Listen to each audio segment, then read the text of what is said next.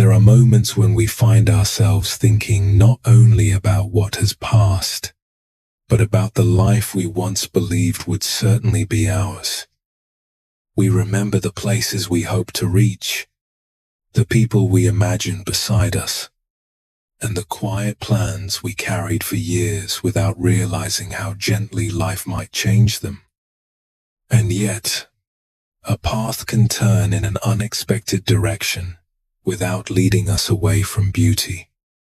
Before the stories begin, I wonder what kind of day has brought you here, one that unfolded much as you expected, or one that quietly asked you to adjust along the way.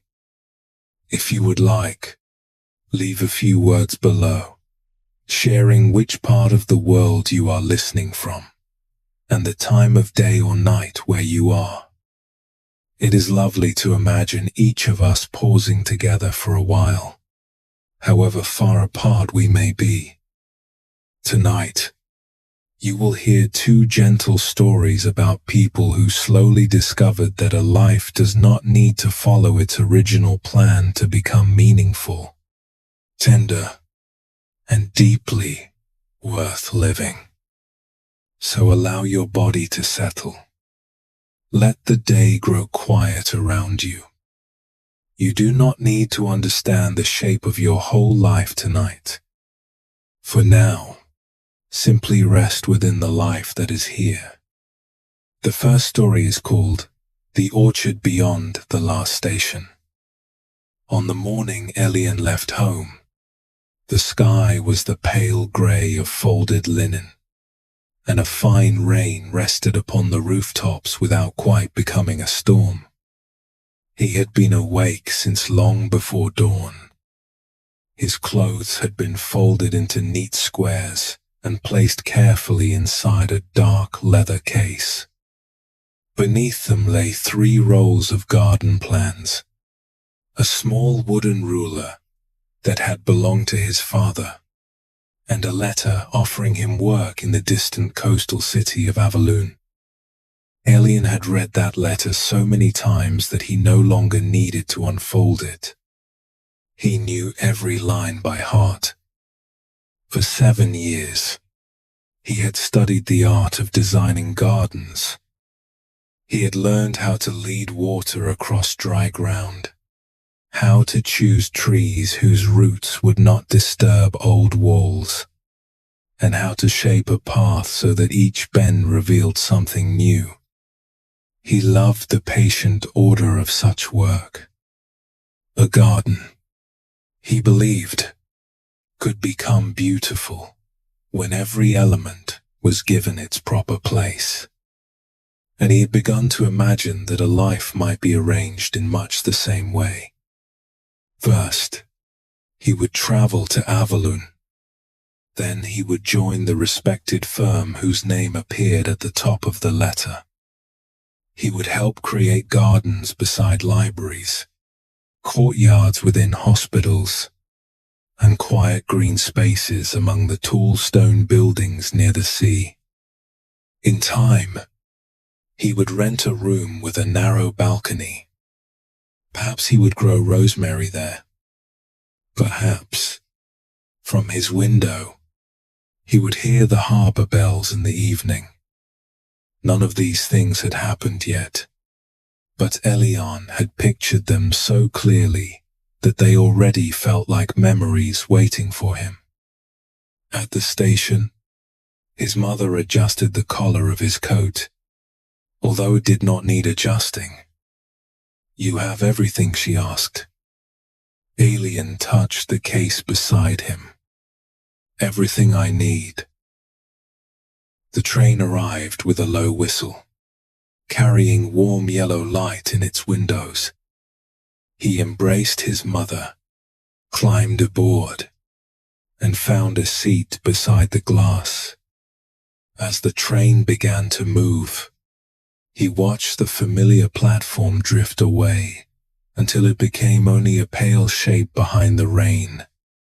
For most of the day, the journey unfolded exactly as expected. The train passed sleeping fields, narrow rivers, and villages gathered around small bell towers. Elian kept the letter inside his coat pocket. Now and then, he touched it through the fabric, reassured by the quiet certainty of what lay ahead. By evening, however, the rain had grown heavier. Water threaded down the window, softening the world outside. The hills became shadows. The lamps inside the carriage were lit one by one, and the passengers lowered their voices as night settled around the train. Sometime after midnight, Elian woke to stillness. The wheels were no longer turning. For a while, no one spoke. Then a conductor entered the carriage, carrying a lantern whose flame trembled with each step. A section of earth had slipped from the mountainside and covered the tracks ahead. No one had been harmed, he explained, but the train could go no farther. They would travel slowly to the nearest station and remain there until another route could be arranged. Elian looked through the dark window. There was nothing to see except his own faint reflection. "How long will that take?" someone asked. "A day, perhaps 2, said the conductor. "We will know more in the morning." The train began moving again, though much more slowly now.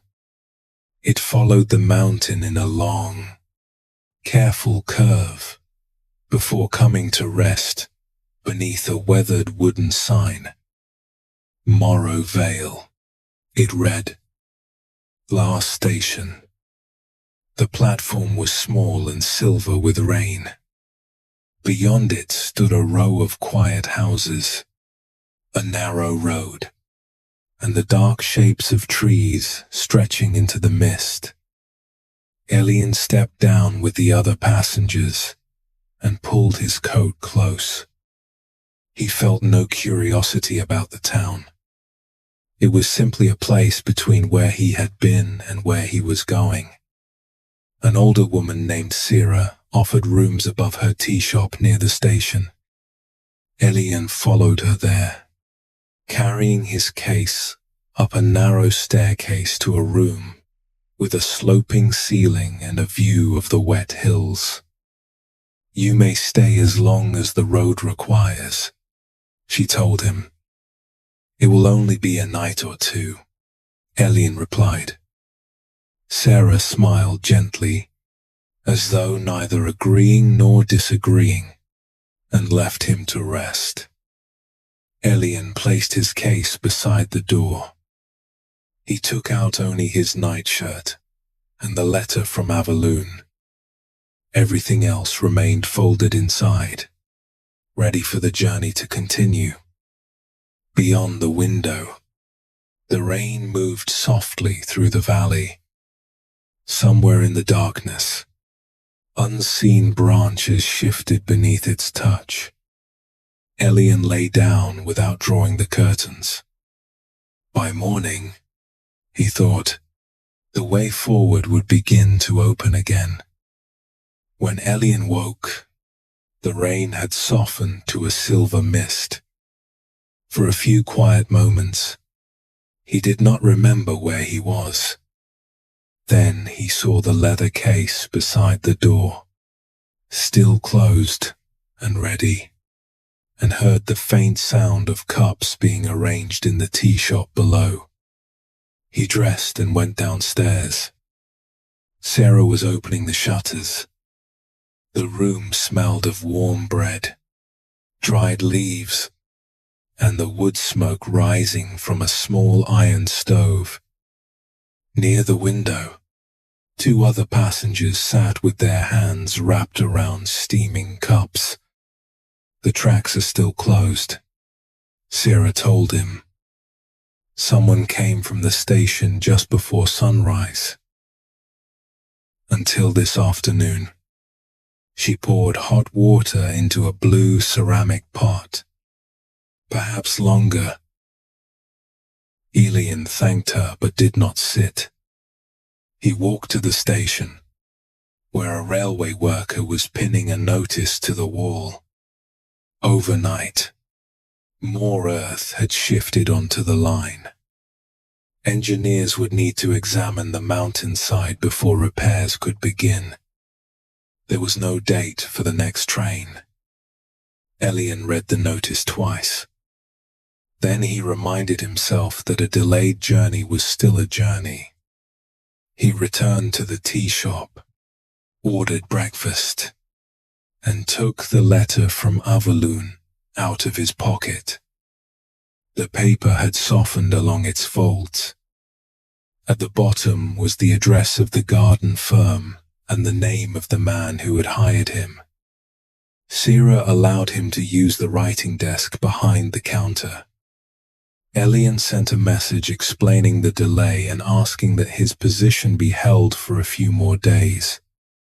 Afterward, he sat near the window and watched mist drift between the houses. By noon, the town had begun to emerge from the rain. Morrow Vale was smaller than he had first thought. A stone bridge crossed a narrow stream near the station. Beyond it stood a bakery, a carpenter's shop, and several homes with bundles of herbs hanging beneath their eaves. Farther up the slopes, rows of fruit trees followed the curve of the valley. Elian noticed that many of them leaned in different directions. From a distance, the orchards looked less like carefully planted gardens and more like green cloth gathered loosely over the hills. He turned away from the window. The reply from Avalun arrived late that afternoon. The railway clerk brought it to the tea shop himself, protecting the envelope beneath his coat. Elian recognized the firm's seal immediately and carried the letter upstairs before opening it. At first, the words seemed strangely separate from one another. The coastal development supporting the firm had lost its funding. Several projects had been cancelled. The office would close before the end of the month. They regretted that they could no longer offer him the position. Elian remained beside the window for a long time. Below, someone opened the door of the tea shop, and a small bell rang. A cart passed slowly along the wet road. Water slipped from the roof in a patient, even rhythm. Nothing in the town had changed. Only the future had. Elian placed the letter on the table and began making a new plan. He listed every garden firm he knew in the northern cities. He calculated how much money remained in his purse.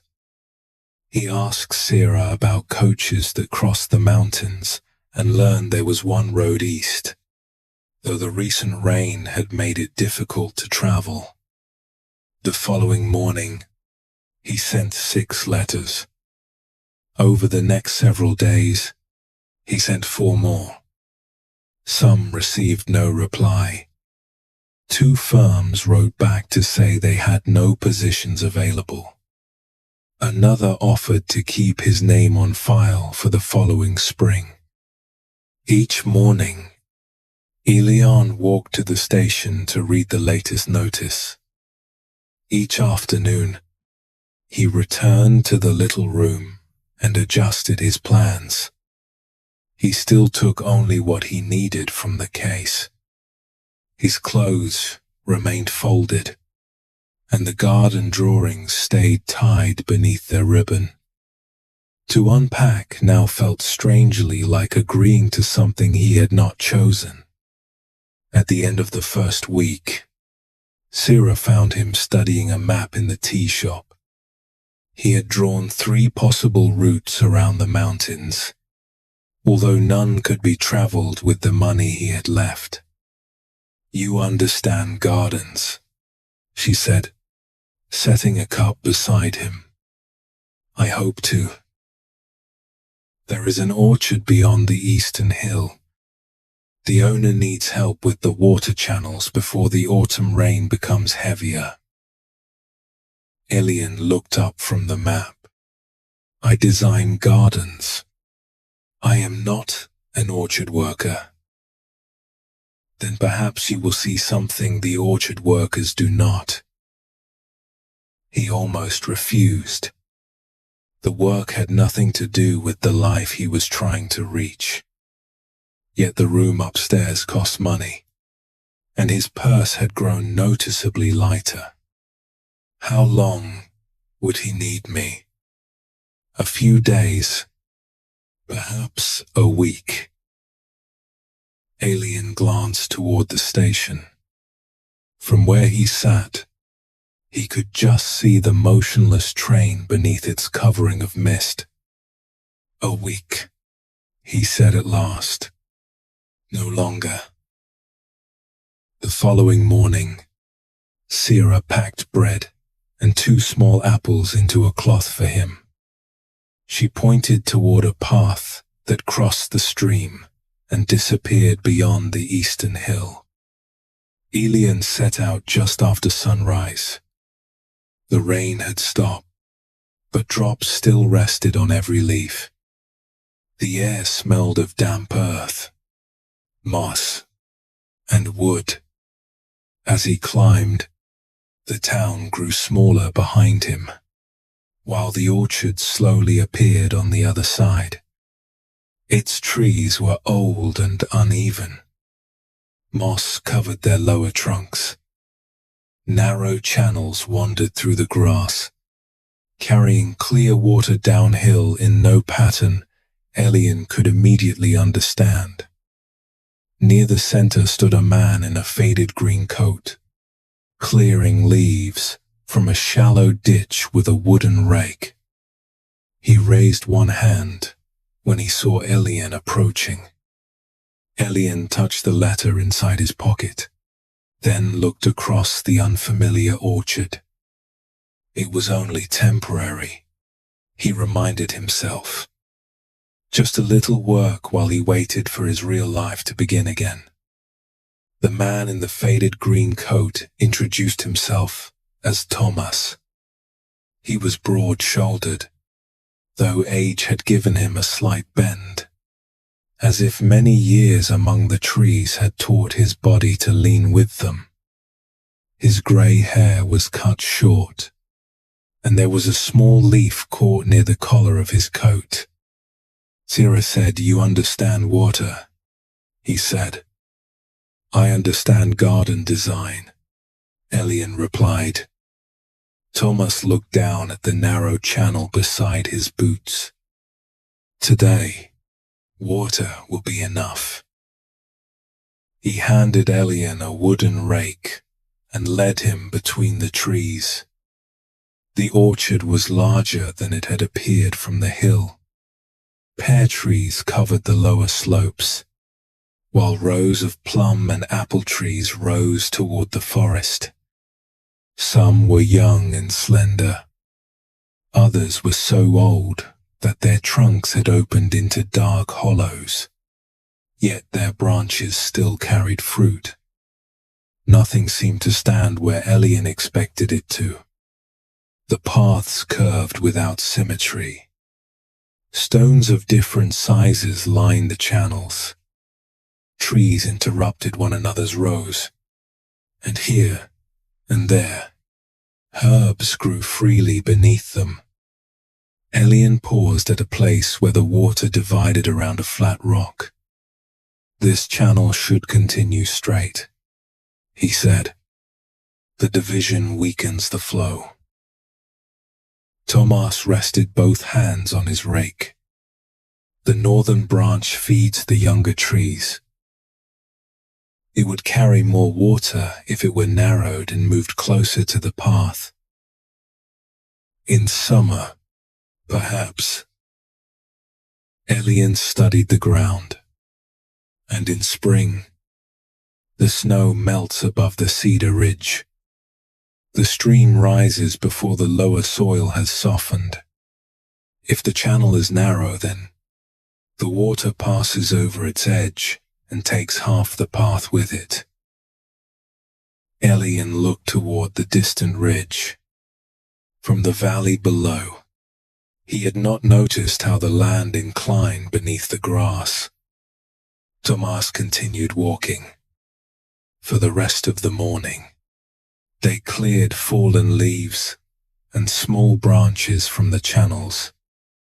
The work was simple, but the water did not behave as Elian expected. In some places, it hurried over stones. In others, it slowed almost to stillness before disappearing beneath thick grass and returning farther down the slope. By midday, they sat beneath an old apple tree to eat. Elian unwrapped the bread Sarah had packed. Tomas poured tea from a dented metal flask and offered him a cup. "Who planned this orchard?" Elian asked. "Many people. I mean, in the beginning." "So do I." Tomas pointed toward the upper slope. The oldest trees were planted by two sisters who lived here before the railway came. The plums were added by their nephew. My father brought the water down from the ridge. A storm changed its course. Later, we changed it again. Elian looked across the uneven rows. So there was never a complete design. There were many complete designs, Tomas said. The orchard simply continued living after each one. He spoke without amusement, as though this were an ordinary fact. After they had eaten, Tomas showed Elian the western channel. Its stone lining had begun to sink, allowing water to seep into a patch of ground where no trees grew. Elian knelt beside it. This problem, at least, was familiar. He measured the slope using the wooden ruler from his case.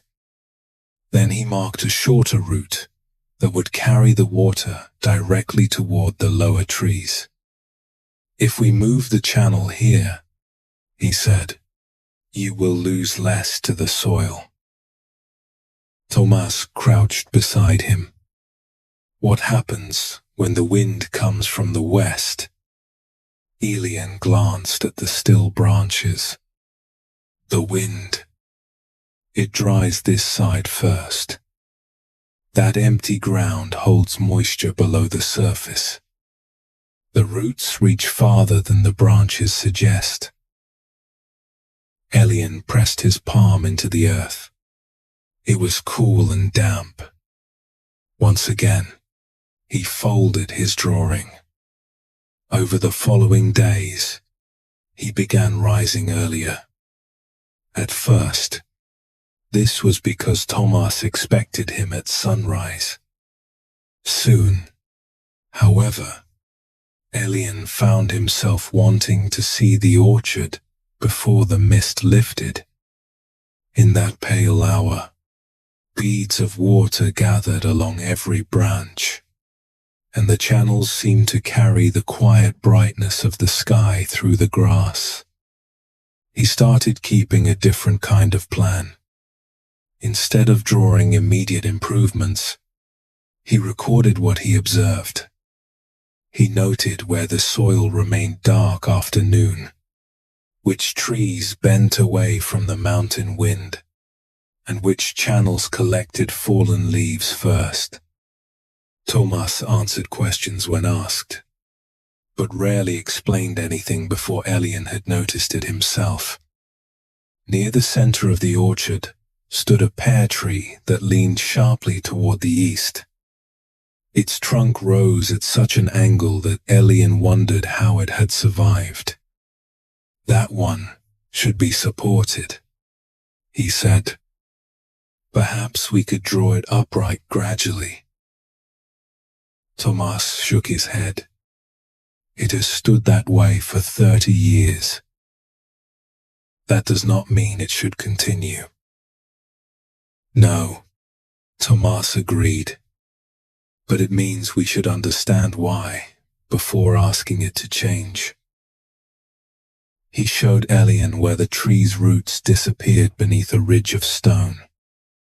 Long ago, wind had broken one of its largest western branches. In the years afterward, the tree had sent new growth toward the morning light, balancing itself in a shape that looked uncertain, but was not. "If you pull it upright," Tomas said, "you may weaken what it has spent years becoming." Elian placed one hand against the trunk. Beneath the rough bark, the tree felt steady. High above him, several small pears moved gently among the leaves. That evening, he returned to the room above the tea shop with soil on his boots and the clean scent of crushed grass on his sleeves. There was no new letter waiting for him. He stood beside the leather case for a moment. Then, instead of taking out only what he needed for the following day, he lifted the case onto the bed.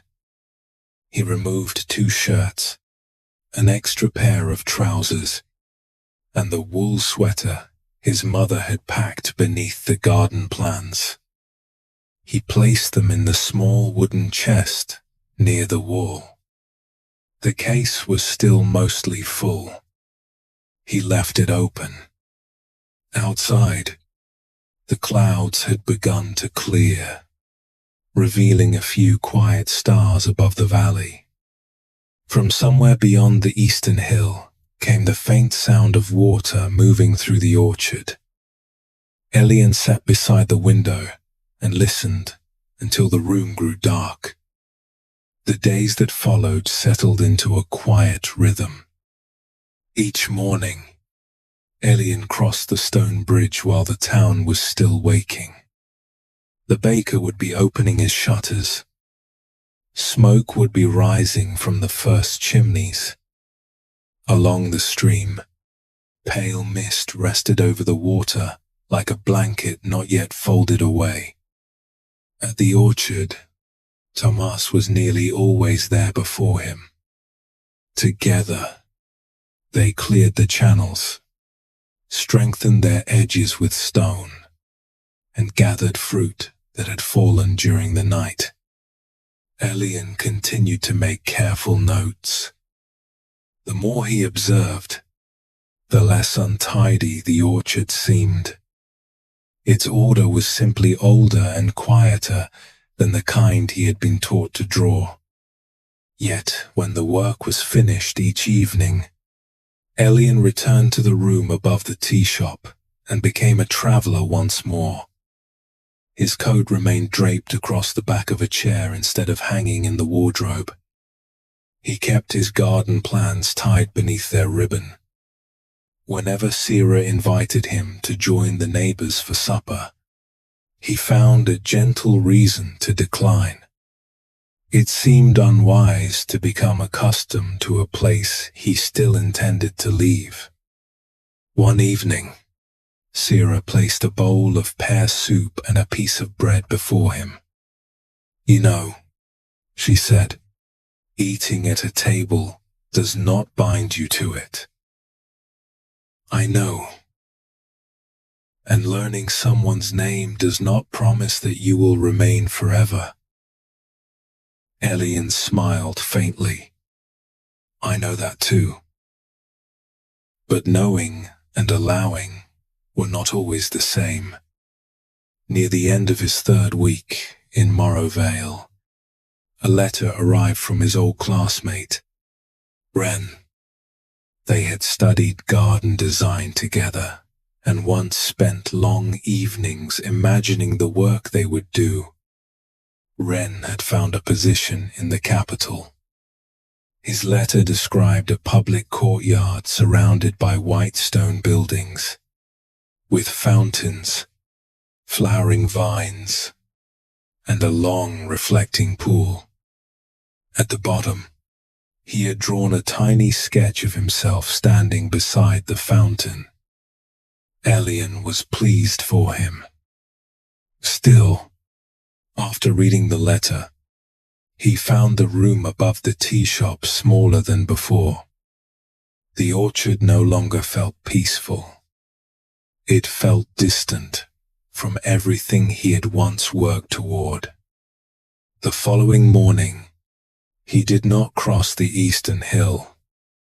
Instead, he walked along the railway until the town disappeared behind him. The tracks entered a narrow pass where the rain had loosened the mountainside. Workers had cleared much of the fallen earth, but several rails were still bent, and bright markers stood among the stones. Elian remained there for some time. He imagined the train moving again. He imagined himself seated beside the window, watching Morrow Vale recede until the orchards became only green lines upon the hills. The picture was comforting because it was familiar, but when he tried to imagine what waited beyond it, the image became less certain. Clouds were gathering over the valley when he returned. By late afternoon, rain had begun to fall. Elian was removing his wet coat in the tea shop when Tomas opened the door. "The western channel is blocked," he said. A branch came down above the lower trees. Elian reached for his coat again. The orchard was already dark beneath the storm clouds. Water moved swiftly along the channels, carrying leaves, twigs, and loose earth. Near the western slope, a heavy branch had fallen across the main passage, forcing the stream over its edge. Tomas began soaring through the branch while Elian cleared stones and debris from the water. The rain was cool, but not harsh. It drummed steadily upon the leaves and ran down the back of Elian's neck. Even after the branch had been moved, the water continued spilling toward the roots of the lower trees. "The channel wall has softened," Tomas said. "It will not hold until morning." Elian studied the slope. Weeks earlier, he would have drawn a straight line toward the lowest ground. Now he noticed the dark soil beneath the grass, the direction of the wind-bent trees, and a shallow hollow that could slow the water before it reached the roots. "We should divide the flow," he said. "Not here farther above." With Tomas's help, he opened a narrow passage toward the empty ground beside the western path. They placed broad stones where the water turned, then formed a second, smaller channel to carry the overflow downhill. For a moment, nothing happened. Then the water found the opening. It moved around the first stone, entered the hollow, and slowed. The lower channel began to clear. Gradually, the water settled into both paths, no longer pressing against the weakened bank. Tomas stood in the rain and watched. "That will hold," he said. It was a simple sentence, but Elian felt a warmth that had little to do with the work itself. He had used everything he had learned. None of it had been wasted. It had simply needed to listen to the land before becoming useful. By the time they finished, the rain had eased. Tomas led him to the leaning pear tree. Reaching into its lower branches, he chose a small golden fruit and placed it in Elian's hand. "This tree rarely gives the largest pears," he said, "but it gives the sweetest." Elian wiped the rain from the fruit with his sleeve and took a bite. The pear was cool and fragrant, carrying the quiet sweetness of late summer. They stood beneath the uneven branches without speaking. For the first time since arriving in Morro Vale, Elian was not thinking about the next train, the next letter, or the person he had expected to become. He was simply there in the wet orchard, beneath a tree that had found its own way to the light. After the storm, Tomas began asking Elian to accompany him beyond the orchard. Other growers in the valley had heard about the new channel on the western slope. The rain had revealed small problems in many places: water collecting beneath a wall, soil slipping from a path, young roots receiving too much water, while older trees received too little. Elian carried his ruler, a roll of paper, and a charcoal pencil. But before drawing anything, he had learned to walk the land.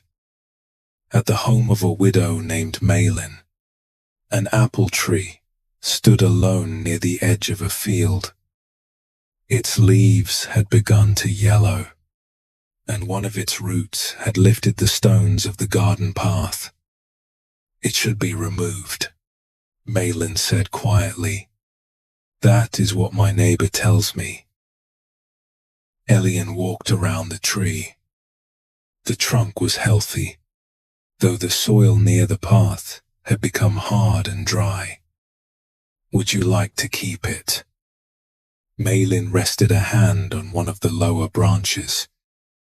"My husband planted it when we first came here. It has never given much fruit, but each spring it flowers outside the kitchen window." Together, Elian and Tomas moved part of the path rather than moving the tree. Elian designed a gentle curve around the roots and opened a narrow channel to bring water from the upper field. The new path was less direct. Malin found it more beautiful. At another orchard, two brothers disagreed over what to do with land inherited from their father. One wanted to replace the oldest plum trees. The other wished to leave everything untouched. Elian listened until both had said all they needed to say. Then he suggested clearing only the trees that had stopped producing and planting young ones in the spaces between.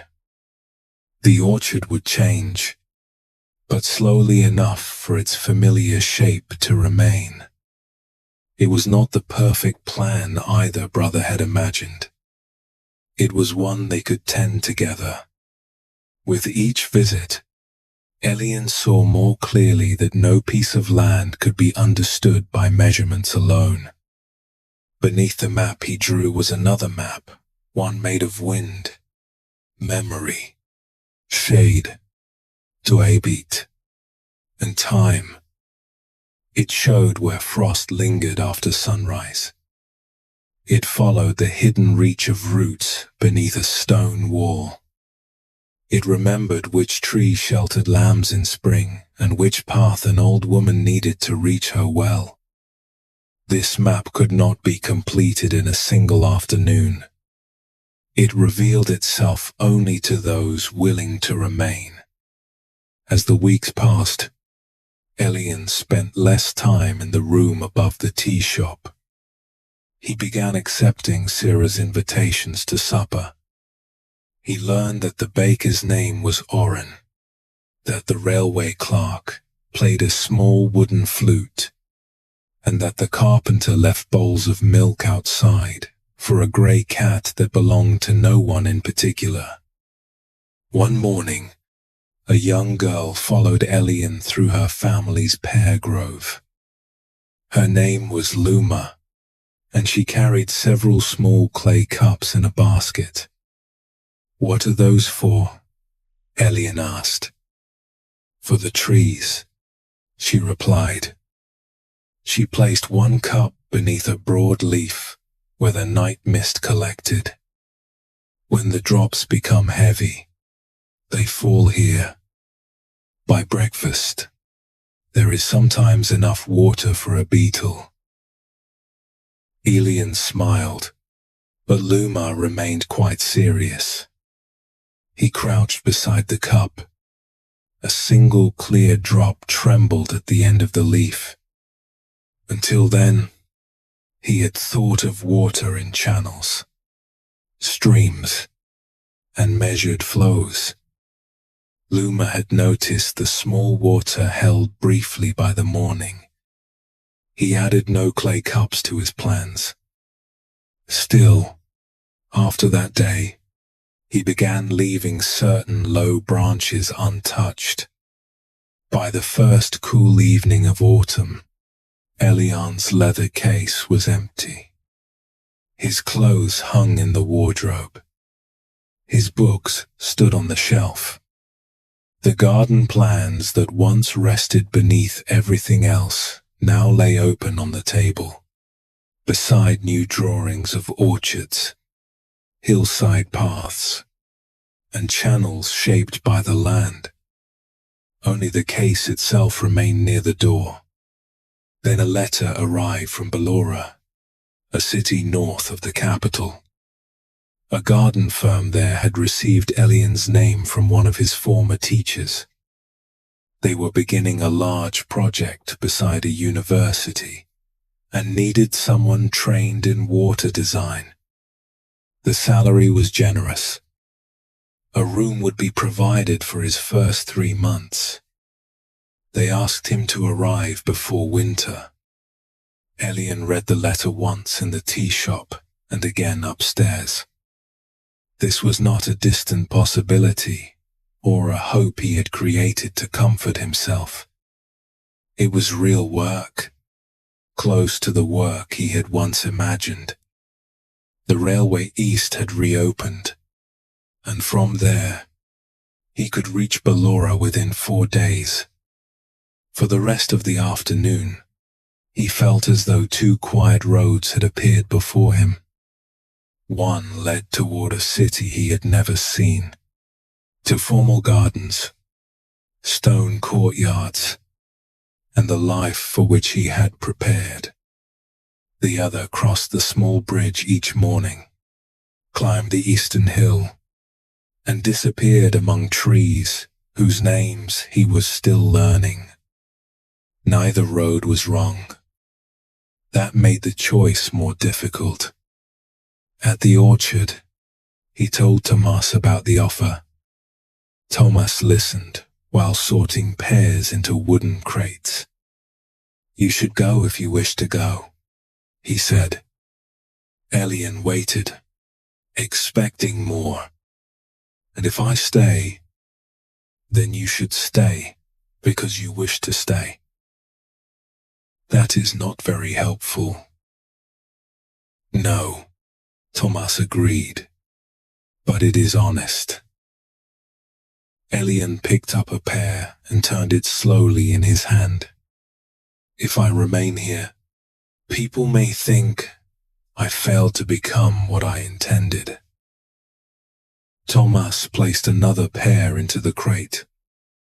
"Will those people be tending your days for you?" Elian looked toward the leaning tree. Its leaves had begun to turn gold at the edges. "No." "Then perhaps they need not choose them." That evening, Elian walked beyond the last row of trees and sat on the hill above Morrow Vale. The reopened railway shone faintly below. A train passed through the valley, its windows glowing warmly in the dusk. He watched it enter the mountain pass and disappear. He had once believed that peace would come when the way forward became clear. Now there were two open paths before him, and the deeper question was no longer where he could go. It was which life he could choose when no one else was watching. Elian carried the letter from Ballora with him for 3 days. He folded it into his coat each morning and placed it beside his bed each night, as though keeping it close might allow the right answer to rise quietly from the page.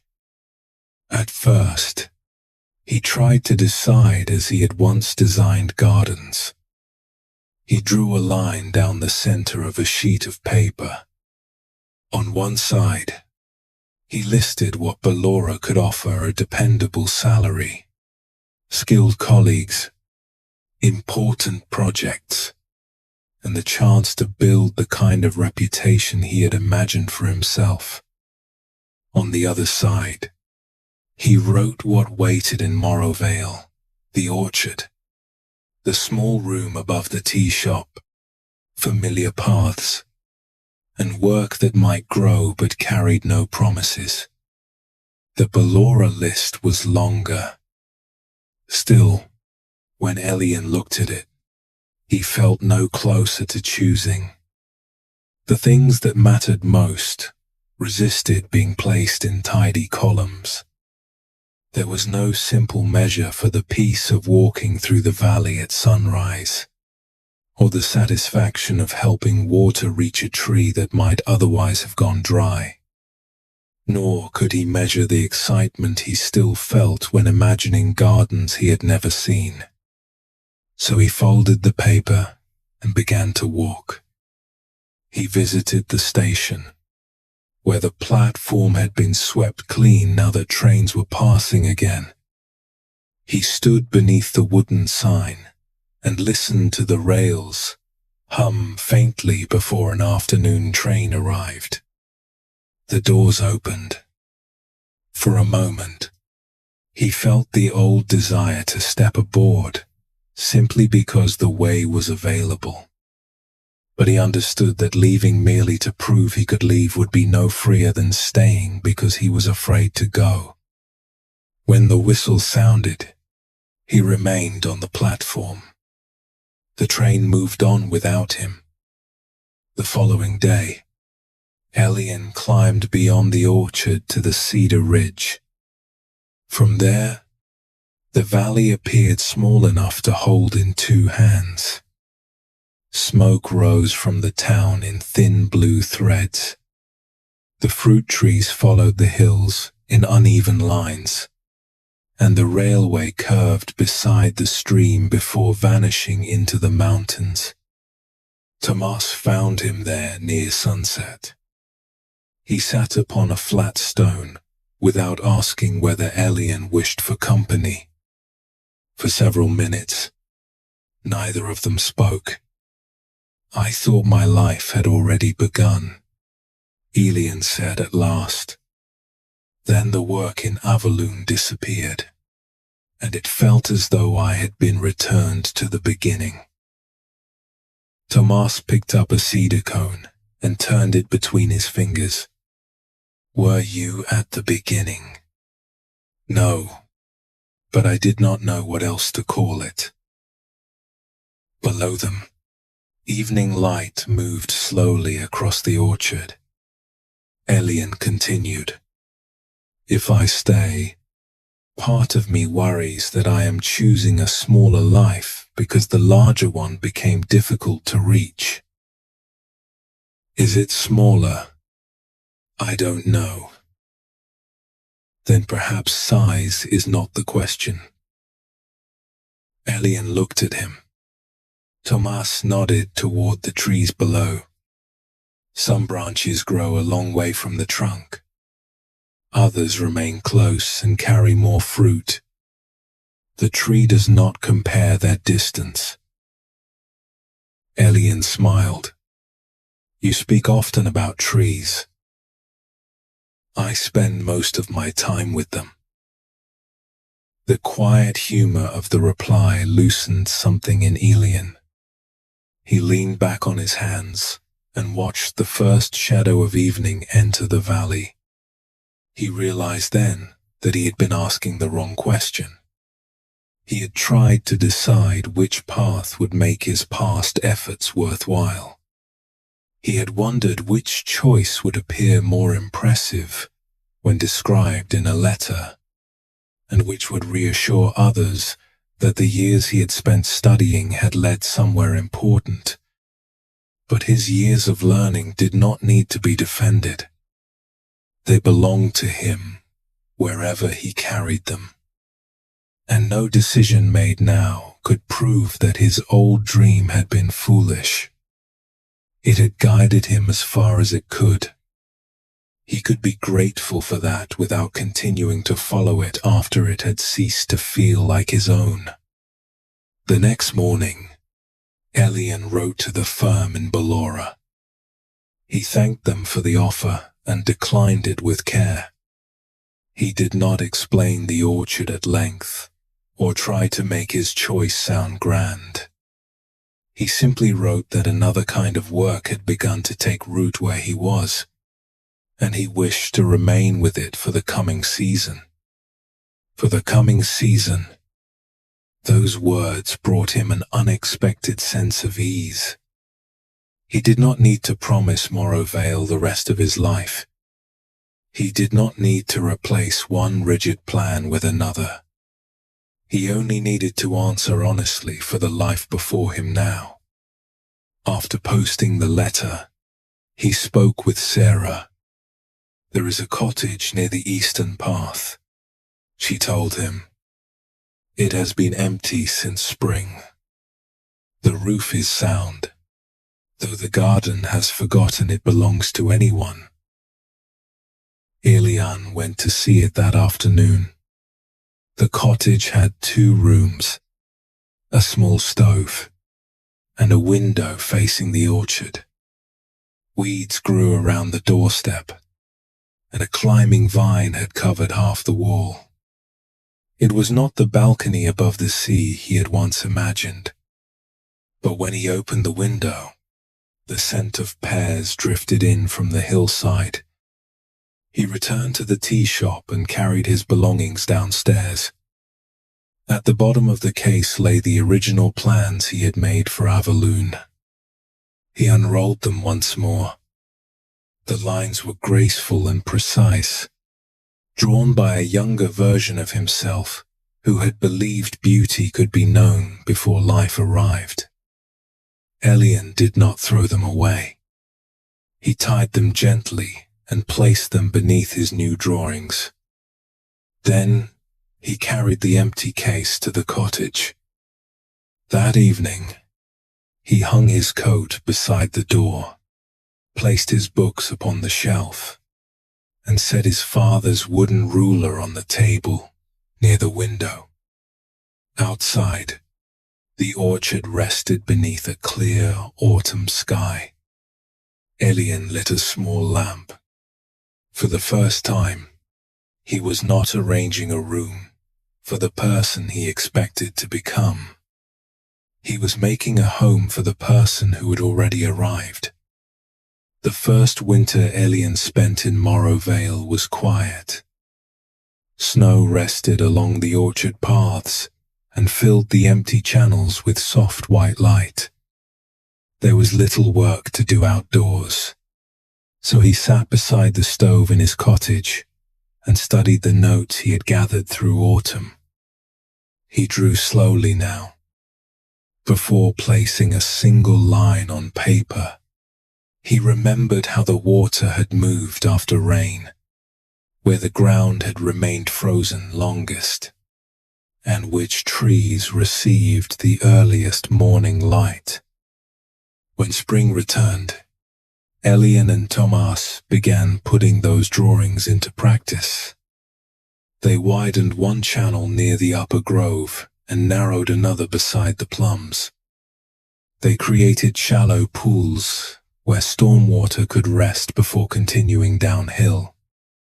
Along the lower path, Elian added broad, flat stones so that older growers could walk safely when the ground was wet. Nothing changed all at once. The orchard became different in the same way one season becomes another through countless small movements, few of which announce themselves as beginnings. One season became several. Elian remained in Morrow Vale, though he never made a ceremony of deciding to remain forever. Each year simply gave him work he still wished to continue. He helped Malin plant herbs beneath her apple tree. He showed the two brothers how to graft young plum branches onto the strongest of their father's trees. When Luma grew old enough to carry a measuring cord, she began accompanying him through the orchards, still pausing to notice water gathered beneath leaves. In time, the growers created a shared system of channels across the valley. Water from the Cedar Ridge was guided between neighboring orchards instead of being guarded by each one separately. During dry summers, the upper farms released their flow toward the lower trees. During wet springs, the lower fields opened resting pools for the overflow. Elian's name never appeared upon a grand city wall. It could be found instead on small wooden markers beside water gates and in the corner of maps kept in farmhouse kitchens. His work lived quietly in roots that remained cool through summer, paths that no longer washed away in spring, and young trees sheltered by older ones from the mountain wind. Thomas grew slower with the passing years. He spent more afternoons beneath the leaning pear tree, sorting fruit or repairing baskets, while Elian and Luma walked the upper slopes. Eventually, he gave the orchard to a family who had worked beside him for many seasons. He kept a small room in the house and continued rising at dawn, though he no longer carried a rake every morning. "You have learned to notice before changing," he told Elian one autumn. Elian smiled. "I still change things." So does the rain. Many years after the night of the landslide, the station at Morrow Vale was restored. Its old roof was replaced. The platform received new lamps, and trains began stopping twice each day instead of merely passing through. The weathered sign remained, though someone painted fresh white letters across its surface. Morrow Vale, last station. On the morning of the first arrival, much of the town gathered beside the tracks. Sarah, her hair now entirely silver, brought a basket of warm rolls from the tea shop. The railway clerk played his wooden flute, while children waited near the platform edge. When the train appeared between the hills, its whistle traveled through the valley. Elian stood a little apart from the crowd. He remembered another train arriving in darkness, the rain upon his coat, and the certainty with which he had believed that this valley was only an interruption. The doors opened.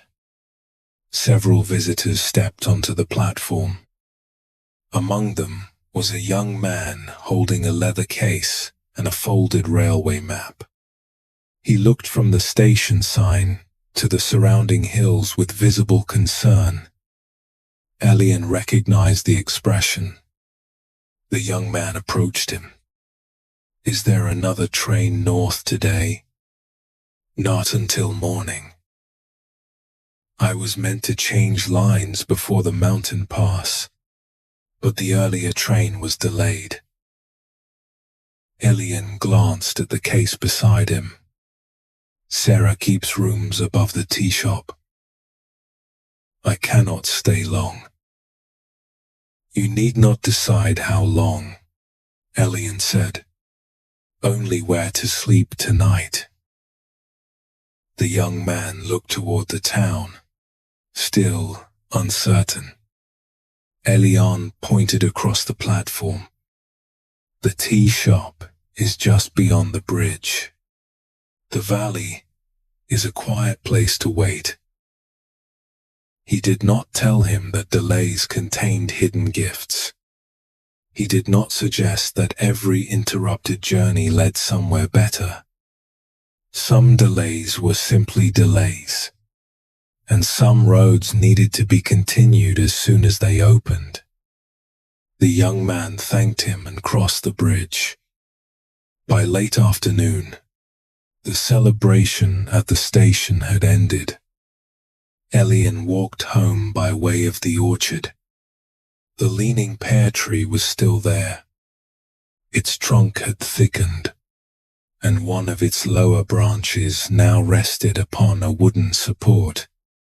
But the tree remained turned toward the east, its wide crown shaped by decades of morning light.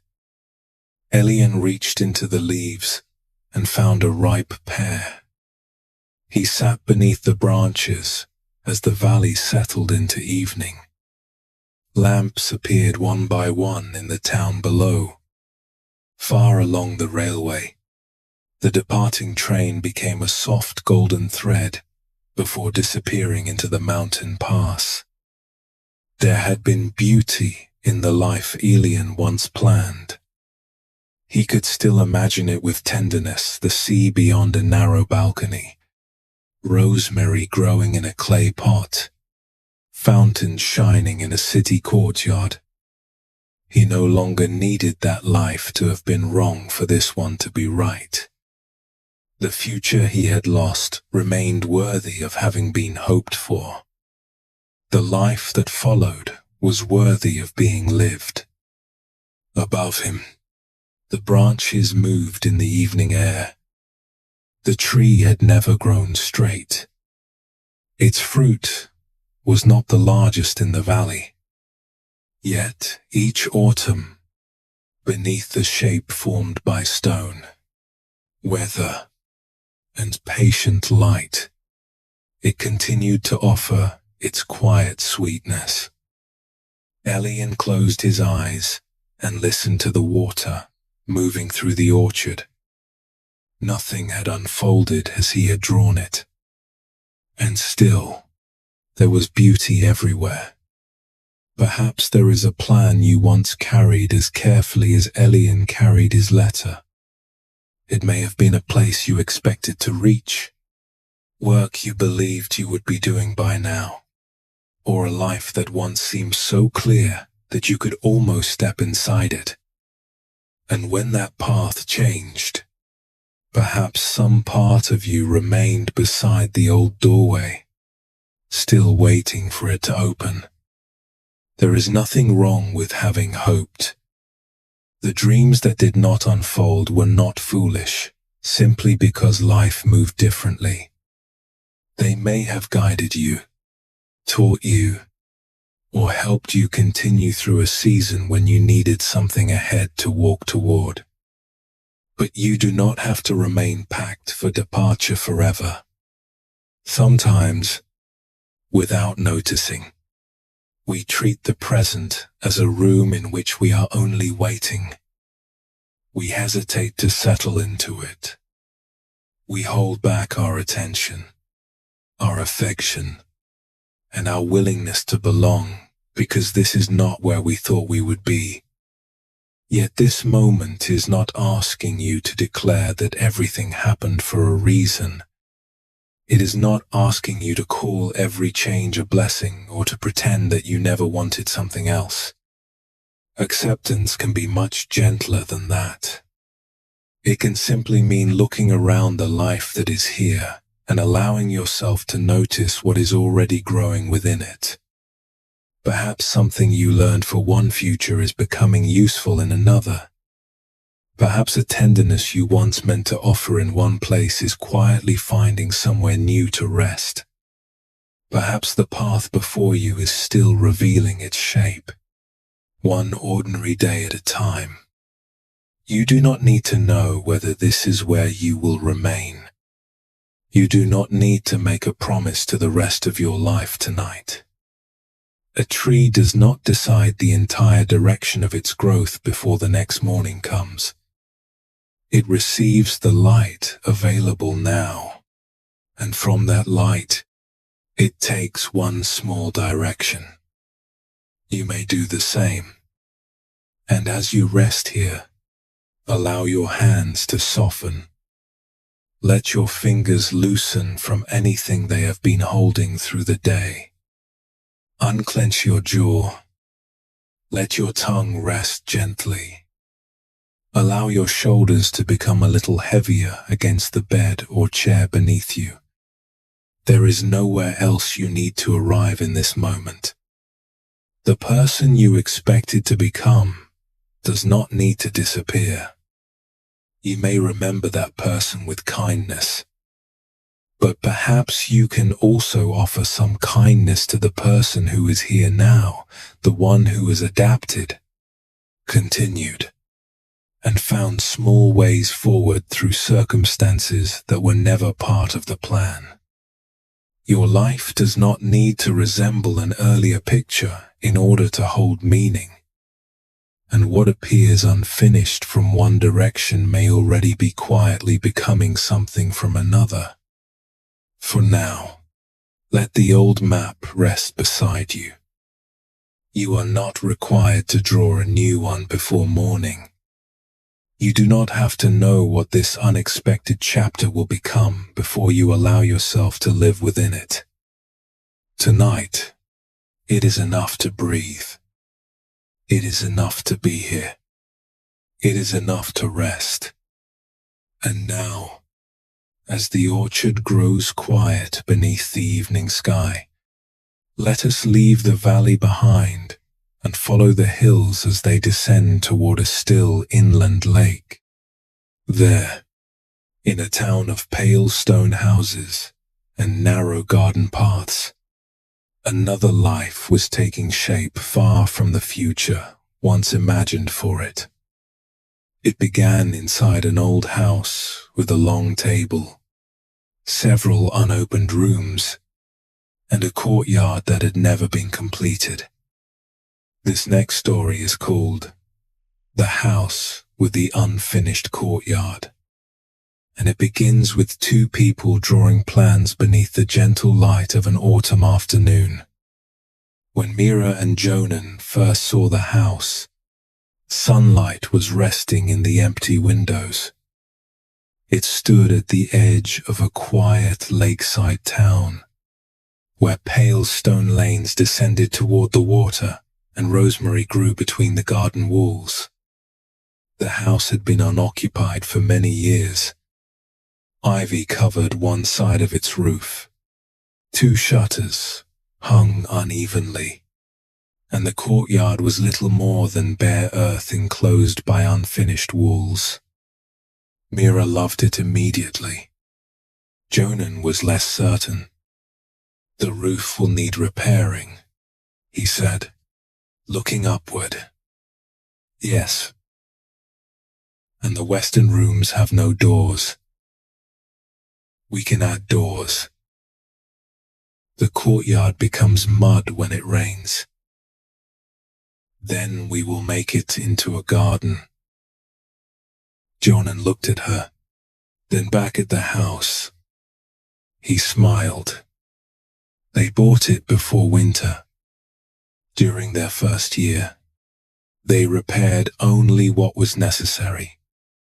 Jonan replaced the roof tiles, while Mira cleaned the windows and painted the wooden frames a soft green.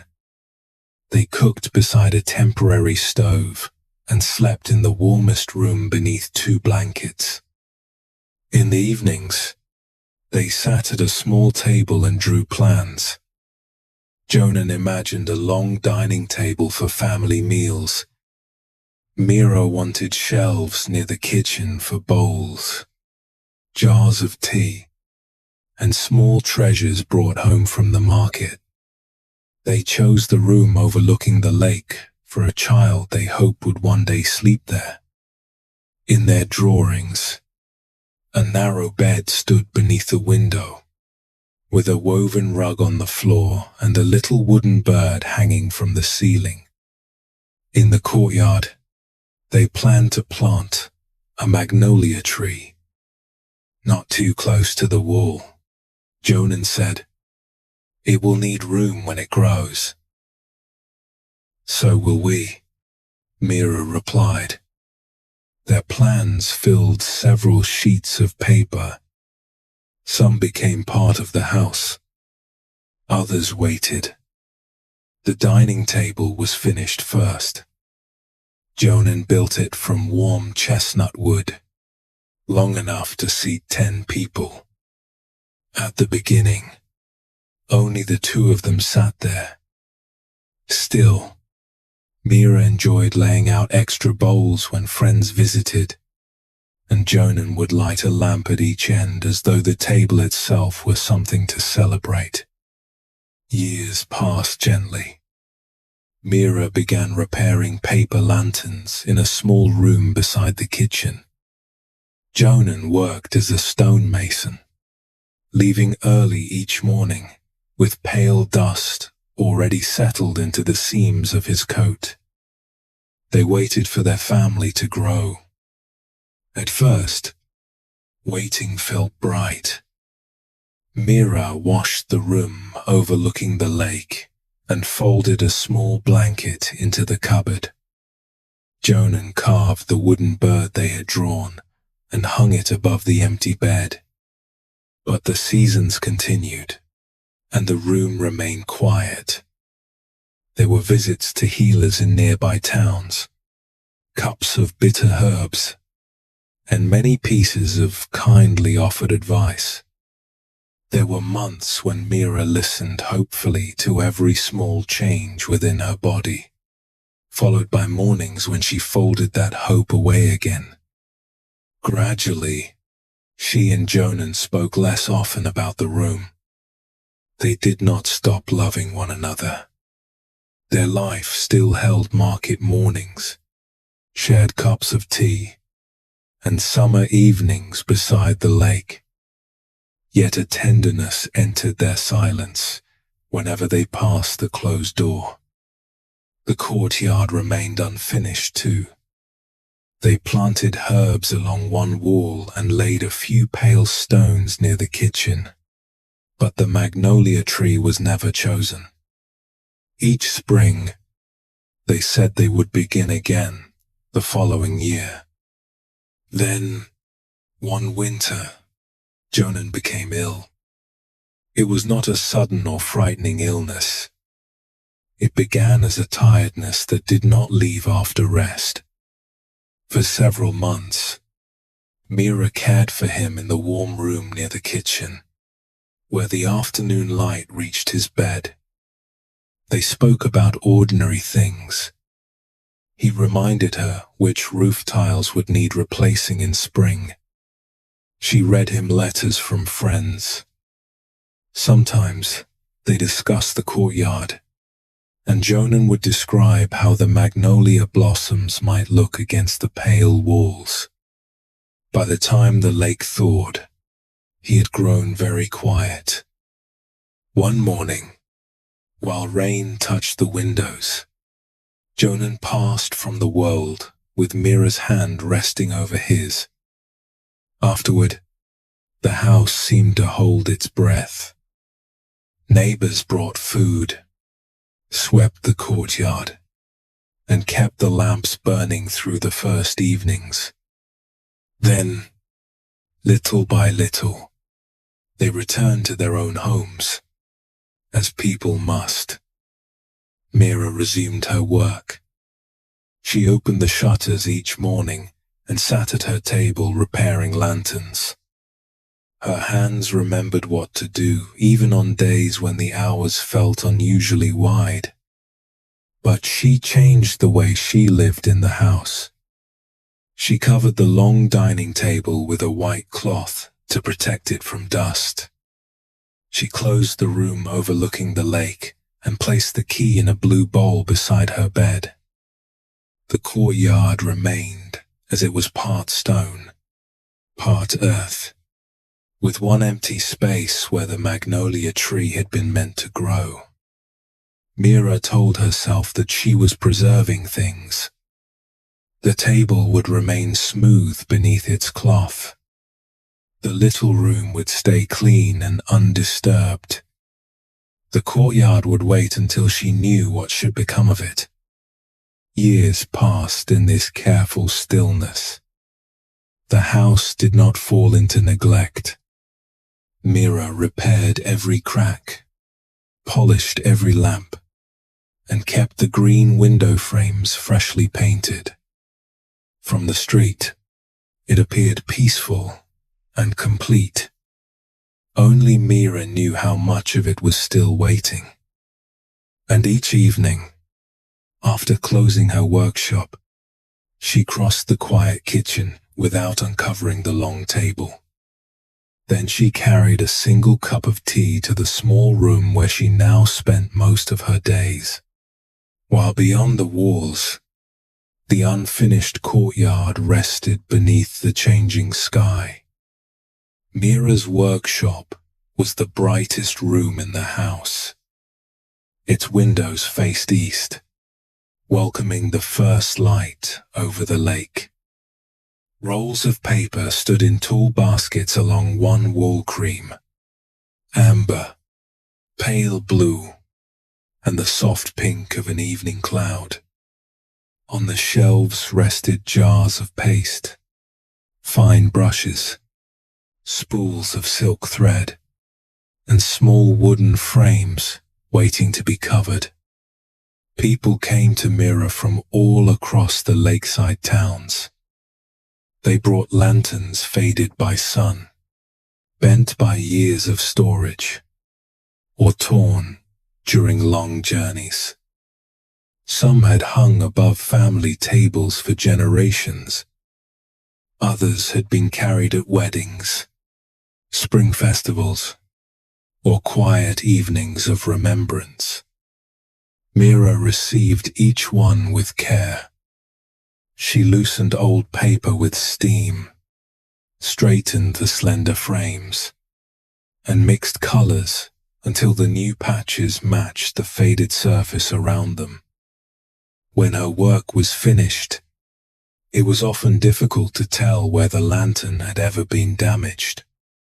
That was what Mira believed restoration should do.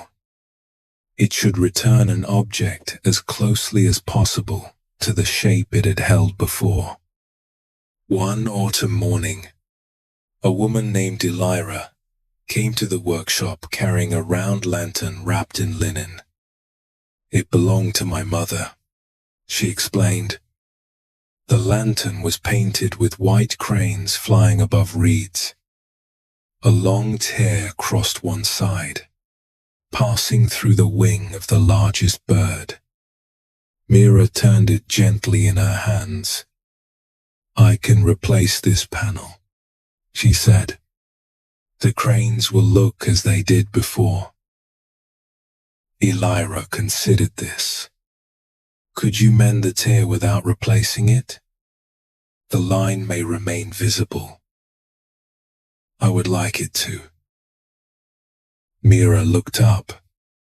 "My mother tore it during our last journey together," Elira said. "The wind caught it beside the lake. We laughed as we chased it through the reeds." "You want to keep the damage. I want to keep what happened." After Elira left, Mira placed the lantern on her work table and studied it for a long while. She was accustomed to repairing objects by concealing what time had done to them. Yet the woman had asked for something different, not neglect. and not a return to what had been, but a way for the lantern to continue without surrendering the mark of its journey. Mira chose a thin, translucent paper and placed it behind the tear.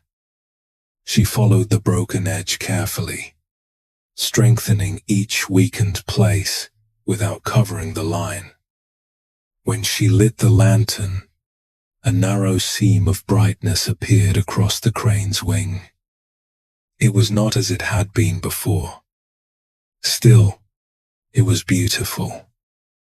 That evening, Mira carried the lantern through the house to observe its color in the darker rooms.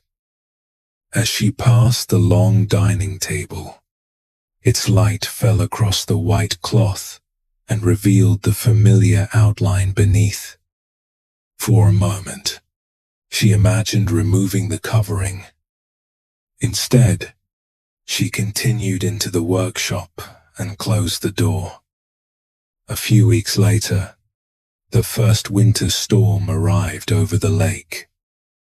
Wind moved through the narrow streets and pressed softly at the shutters. By morning, the town was covered in rain, fallen branches, and loose roof tiles. The community workshop near the harbor had lost part of its roof. For years, the workshop had offered lessons to young people from the surrounding villages. They learned wood carving, paper making, weaving, and other quiet crafts that might otherwise disappear with the older generations.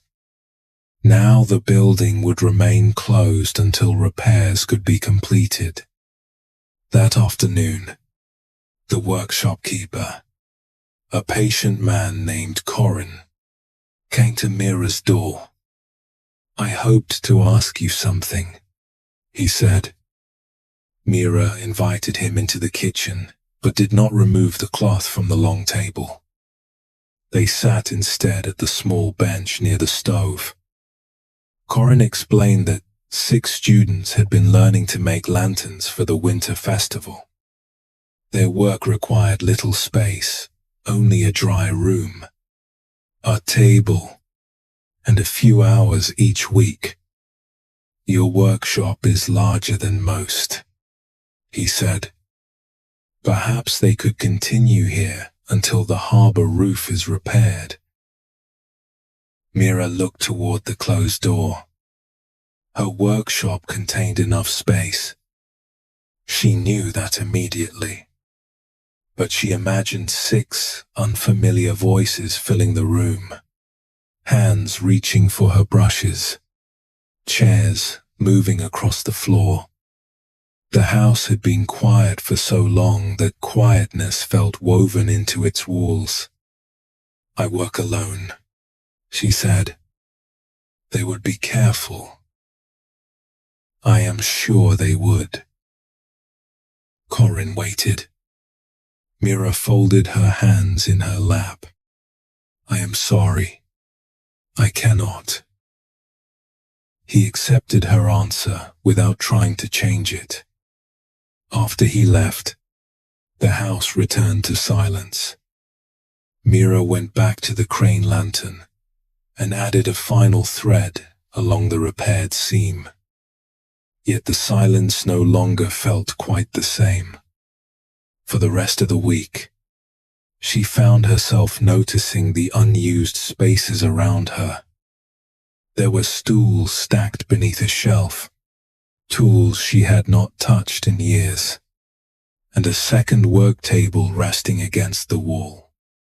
Each time she noticed them, she reminded herself that empty space did not need to be filled simply because it existed. And this was true. But it was also true that some spaces remained empty because no one had been allowed to enter them.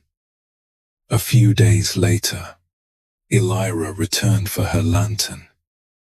When Mira lit it, the repaired line glowed softly through the crane's wing. Ira smiled. "It remembers," she said. After the woman had gone, Mira remained beside the window as evening settled over the lake. Across the town, temporary lamps were appearing behind rain-darkened glass. Somewhere near the harbor, young apprentices would be packing away unfinished lanterns and waiting for the damaged roof to be mended. Mira looked around her warm, dry workshop. Then she lowered the shutters, extinguished the lamp, and told herself once more that she had made the sensible choice. But that night, long after the house had become still, she dreamed of paper lanterns waiting in darkness for someone to carry them home. Several evenings later, another spell of rain crossed the lake. It was gentler than the storm that had damaged the harbor roof, though the wind still wandered through the narrow lanes and gathered fallen leaves against the walls. Mira had worked later than usual. A square lantern rested on the table before her, its paper painted with branches of winter berries. She had just finished repairing one corner when she heard a faint sound from the courtyard. At first, she thought it was only the wind moving a loose shutter. Then she heard it again. A careful knock. The courtyard door was rarely used.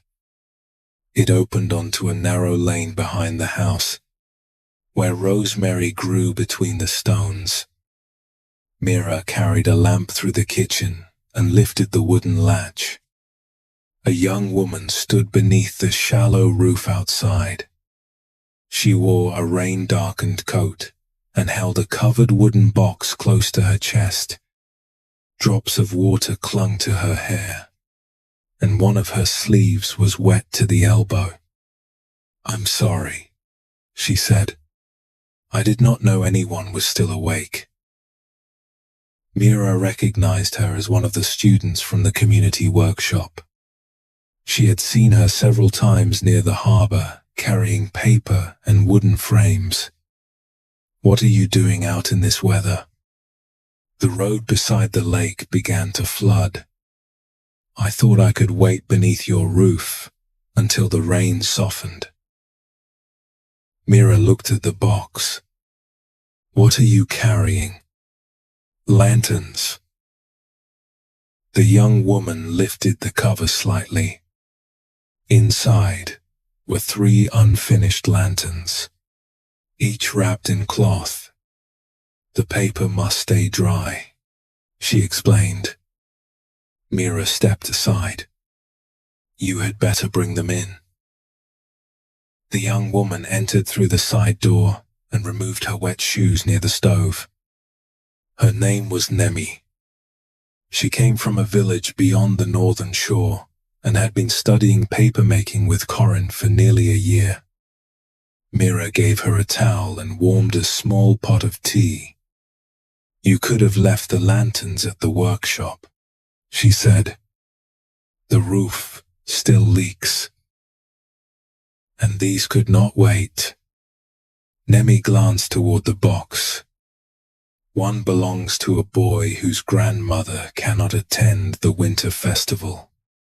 He wants to hang it outside her window. I promised I would help him finish it." Mira poured tea into 2 cups. The rain tapped quietly against the glass. When Nemi opened the box, Mira noticed that one lantern had been damaged by water. Blue dye had spread beyond the painted edge of a small bird, leaving a cloud of color across the pale paper. "Nemi Sihil, I tried to protect it." "You did. The frame is still dry. Can the paper be saved?" Mira carried the lantern to her work table. Ordinarily, she would have replaced the entire panel. but the softened blue had spread in a way that reminded her of evening mist over the lake. She dipped a fine brush into clean water and guided the color outward, blending its edge into the surrounding paper. Nemi watched, without speaking. Together, they added a few distant reeds beneath the bird, and 2 lighter washes of blue above it. The stain did not disappear. It became part of a wider sky. When they lit the lantern, the blurred color glowed like twilight. Nemi smiled. It looks as though the bird has farther to fly now. Mira studied the lantern. She had not planned the sky, yet the picture felt more spacious because of it. For the next hour, they worked side by side. Nemi was quiet and careful. She did not open drawers without asking, or reach across Mira's tools. When she needed thread, she waited until Mira showed her where it was kept. The house did not seem disturbed by her presence. It simply sounded different. There was the soft pull of thread through paper, the occasional tap of a brush against a cup, and the gentle movement of another person breathing nearby. As the rain weakened, Nemi repacked the lanterns. "Thank you for letting me wait here," she said. "You protected them well. I nearly ruined the bird. You brought it somewhere dry. That was enough for the rest to become possible." Mira surprised herself with the words. At the side door, Nemi paused. "Your house sounds different with 2 people working in it." Mira looked down the dim hallway. "How did it sound before?" "I don't know," Nemi said. "I was not here before." Then she gave a small wave and disappeared along the rain-bright lane. The following morning, Mira uncovered the second work table. She told herself she needed more room. Yet, instead of filling it with her own materials, she cleaned its surface and placed 6 wooden stools around it. They remained empty for 2 days. On the 3rd morning, Mira walked to the harbor workshop. Corin was standing beneath the damaged roof, speaking with a carpenter. "My offer may have been too hasty," she said. Corin turned toward her. "If the students still require a place, they may use my workshop twice each week, for a few hours." A quiet warmth entered his expression. "They will be grateful." "They must enter through the courtyard door," Mira added. "The front rooms are not to be disturbed." "Of course." "And they must return every tool to its proper place." "I will tell them." The first gathering took place the following Tuesday. 6 students arrived carrying paper, brushes, thread, and small baskets of food. Nemi came last, holding the lantern with the blue evening sky. They entered through the side door as Mira had asked. At first, she remained at her own table and spoke only when someone needed guidance. But gradually, the familiar rhythm of work returned. Paper rustled. Brushes moved through color. Low conversation rose and settled without filling every silence. No one asked why the dining table was covered. No one tried the doors that remained closed. When the students left, The workshop was nearly as orderly as before.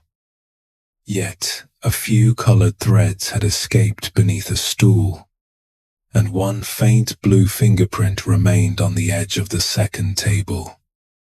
Mira considered wiping it away. Instead, she lowered the lamp and left it there until morning. Something new had entered the house, not through the front door she had once imagined opening to a different life, but through the small door beside the unfinished courtyard. And for now, Mira allowed it to remain. As winter settled more deeply over the town, the students continued coming twice each week. Mira began to recognize the sound of each person's arrival. One knocked lightly with 2 fingers. Another always forgot to close the courtyard door until someone reminded him. Nemi paused outside to brush the dust or snow from her shoes, even when there was hardly any to remove. Their work grew slowly beneath the warm lamps. They stretched paper across wooden frames, mixed colors in shallow bowls, and practiced painting lines delicate enough to resemble reeds, feathers, and bare winter branches. At first, Mira answered only the questions they asked. Soon, she began noticing questions before they were spoken.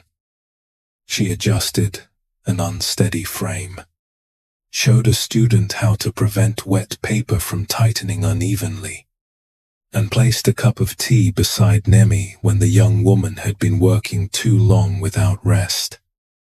Some afternoons, the sounds in the workshop pleased her.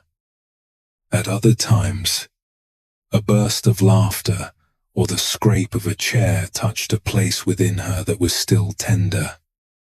She had once imagined a lively house, yet the life now entering it did not resemble the life she had pictured, and her heart did not always know how to welcome the difference. One snowy afternoon, the group needed a roll of pale gold paper. "I have more in the cupboard near the back hall," Mira said. A student named Pell went to find it. The hallway was dim, and in his search, he tried the wrong door. Mira heard the latch lift.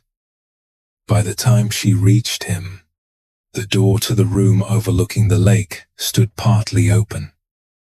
Winter light fell across the narrow bed. The woven rug remained on the floor, faded but clean. Above the bed hung Jonan's small wooden bird, turning almost imperceptibly in the cool air. Pell looked back at her. "I'm sorry. I thought this was the cupboard." "Close it."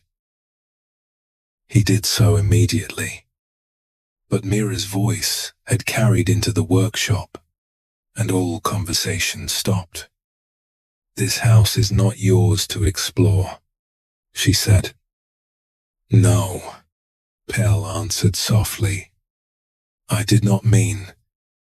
I asked that the other rooms be left alone." Corin stepped forward, but Mira raised one hand. "That will be enough for today." The students packed their materials in silence. Nemi put away the brushes and checked the stove before leaving.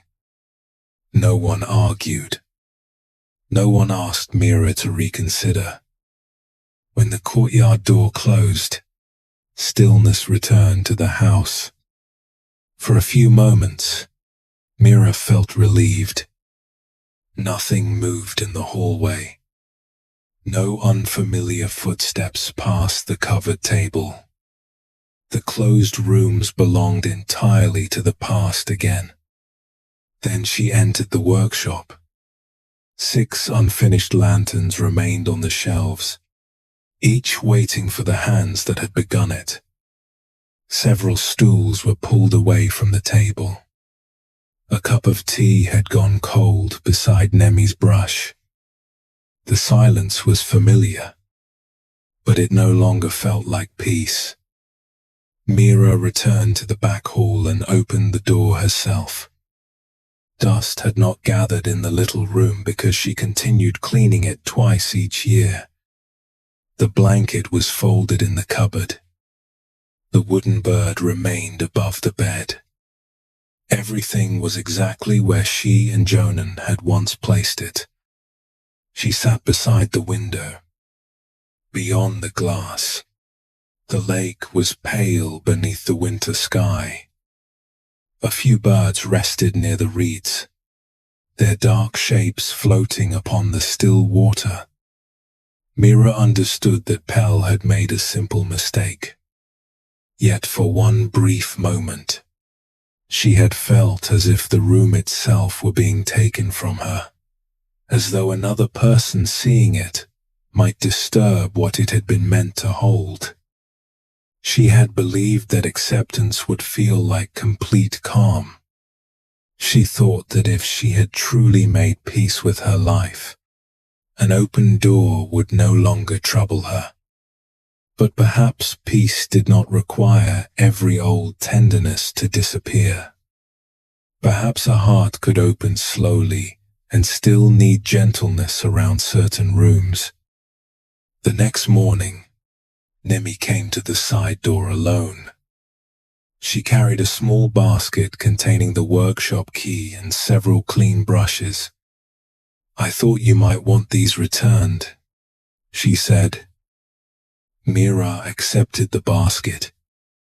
"I spoke too sharply." "You were surprised." "That does not make my words kinder." Nemi looked toward the unfinished courtyard, where a thin layer of snow covered the bare earth. After a moment, Mira said, "That room was prepared many years ago for a child who never came." Nemi did not offer an explanation or try to brighten the silence. She simply remained beside her. Jonan made the bird above the bed. Mira continued, "Sometimes I think the room is the only place where that part of our life still exists." Nemi nodded. "Then it makes sense that you protect it." Mira looked at her. "But a room can keep what it remembers," Nemi said gently, "even if one day it is also used for something else." The words did not ask Mira to change anything. That was why she could hear them. "The room will remain closed for now," she said. "For now is enough." Mira glanced toward the workshop. "The others may return on Tuesday, if they still wish to." "They will. And Pell need not apologize again. I will tell him." Before leaving, Nemi placed one of the clean brushes in Mira's hand. "The festival is 6 weeks away," she said. "We still have many skies to paint." On Tuesday, the students returned. Pell entered last. He lowered his eyes, but Mira gave him the roll of pale gold paper he had been searching for. "This belongs on the upper shelf," she said. "Now you will know where it is." A small smile appeared on his face. They resumed their work. The house filled again with modest sounds, the rustle of paper, the pouring of tea, and voices speaking softly beneath the winter rain. The room overlooking the lake remained closed, but Mira returned its key to the blue bowl beside her bed without hiding it beneath anything else. And that evening, when she crossed the hallway, She rested her hand briefly upon the door, not to open it, only to notice that she could stand beside it without asking herself to be ready before she was.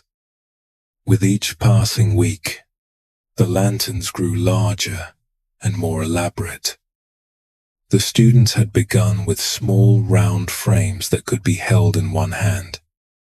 Now they were making tall lanterns for the path beside the lake, wide ones to hang between the market stalls, and a great many little lights for windows throughout the town.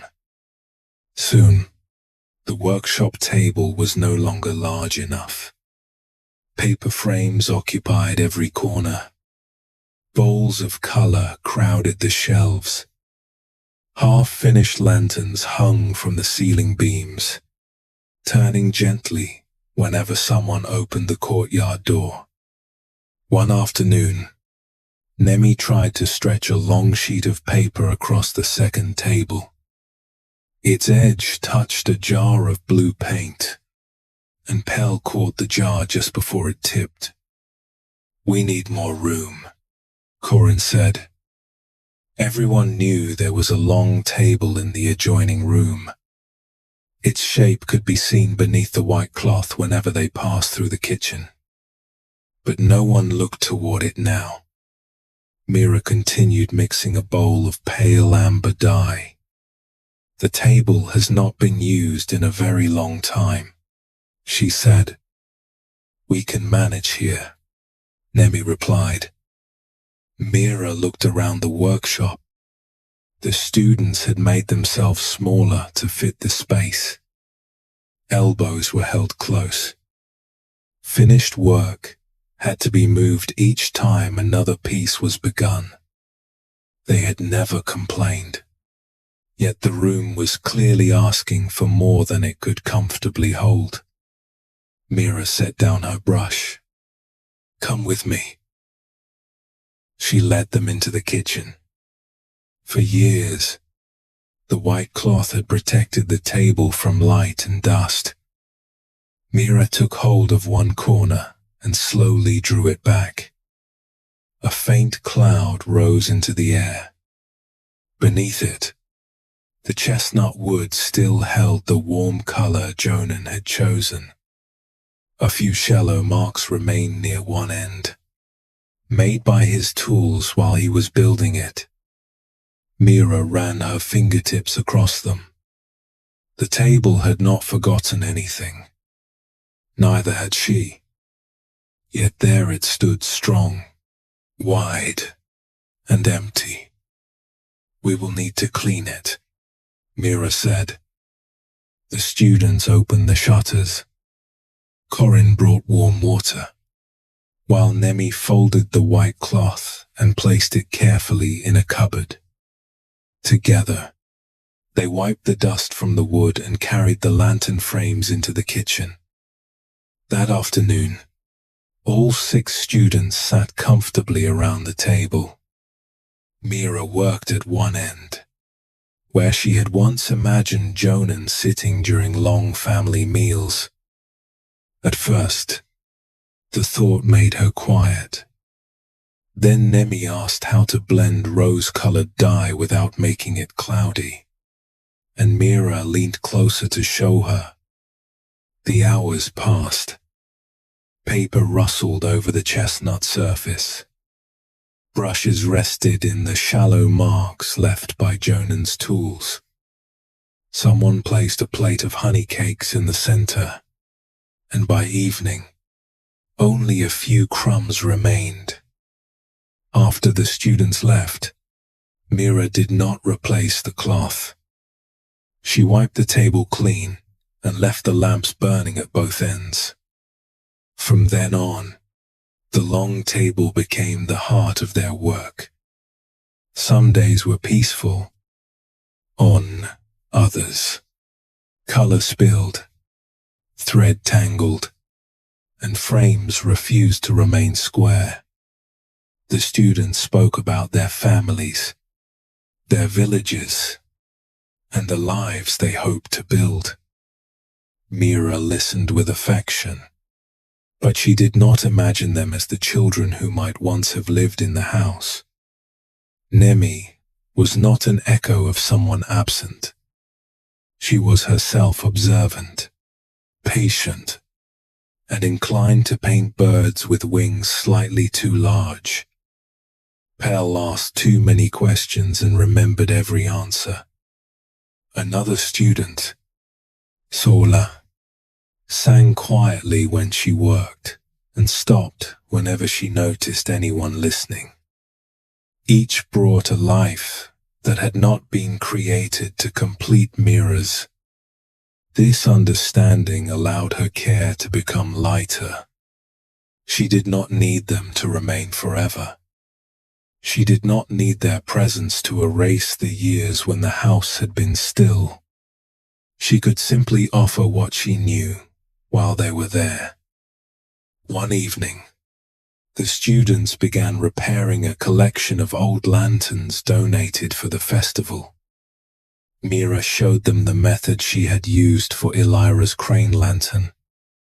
Instead of replacing every damaged panel, they strengthened some tiers from behind with translucent paper. "Shouldn't the new paper match exactly?" Pell asked. "Not always," Mira said. She selected a piece slightly warmer than the lantern before her. "If we force the colors to match, we sometimes cover more than we repair. A difference can remain visible without becoming the only thing we see." She placed the new paper beneath a small tear. When the candle was lit, the repaired place glowed in a deeper shade of gold. Soon, each student was experimenting with the method. A blue lantern received a silver seam. A cream-colored lantern was mended with pale green. The repairs did not call loudly for attention, but neither did they pretend the lanterns had never been torn. Nemi held one up near the window. "The light looks different where the paper has been mended." "Yes," Mira said. "Is that a problem?" Mira watched the warm glow pass through both the old paper and the new. "No, it is simply part of the lantern now." Outside, snow began falling over the unfinished courtyard. Inside, the long table held brushes, bowls, cups of tea, and many lamps waiting to be lit. The scene was not the one Mira and Jonan had drawn years before. There were no family bowls arranged in careful places. No magnolia branches moved beyond the window. The voices around the table belonged to people who would soon return to homes of their own. Yet the table was serving the purpose for which it had been built. It was holding what had gathered around it. Mira rested one hand upon the wood. For years, she had feared that using the table differently would diminish the life she and Jonan had hoped for. Now she understood that the love with which something was prepared did not vanish when it found another form. Nor did the new form need to replace the old one. Both could remain. That evening, after everyone had gone, Mira carried her supper from the small room and sat at the long table alone. She lit the two lamps, one at each end, just as Jonan once had. Then she ate beside the quiet evidence of the day, one blue thread, a circle of gold paper, and a tiny painted feather that someone had forgotten to put away. The house was still, but it was no longer waiting to begin. By the time the lake began to thaw, the lanterns for the festival were nearly complete. Water returned beneath the reeds. Snow slipped from the roofs in quiet drops. and small green leaves appeared between the stones of the narrow lanes. One morning, Mira opened the courtyard door and noticed the scent of damp earth. The students had not yet arrived. She stepped outside with her tea and stood in the pale spring light. The courtyard looked much as it had for years. A few flat stones formed a path near the kitchen. Rosemary grew along one wall. Beyond that lay bare ground, several unused blocks of stone, and the open space once reserved for a magnolia tree. Mira walked to the center. She could still picture the old drawing, one graceful tree, a circular bench, and flowering vines arranged along the walls. The plan had been beautiful, but it belonged to two people at the beginning of their life in the house. Mira was no longer required to complete it simply because they had once drawn it. When the students arrived, they found her loosening the earth with a small garden fork.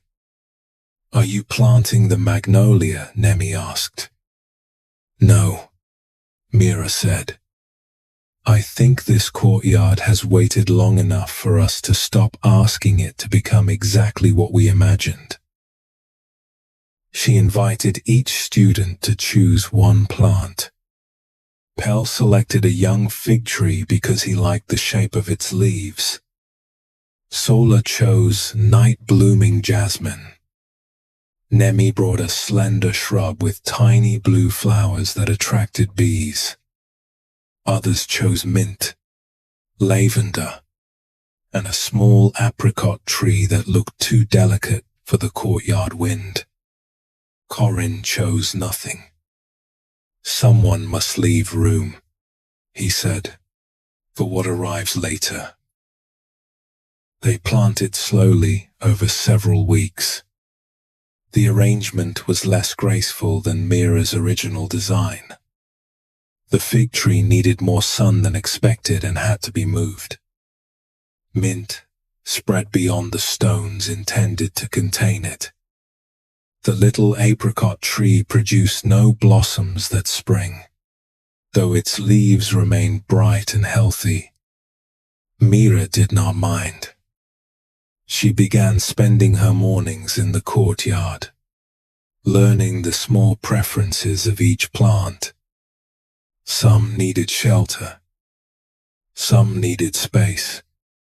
Some seemed to thrive only after being placed somewhere other than where they had first been planted. One afternoon, a well-dressed visitor came to collect 2 lanterns Mira had restored. He admired the house, especially its view of the lake and the quiet lane behind it. Before leaving, he asked whether she had ever considered selling.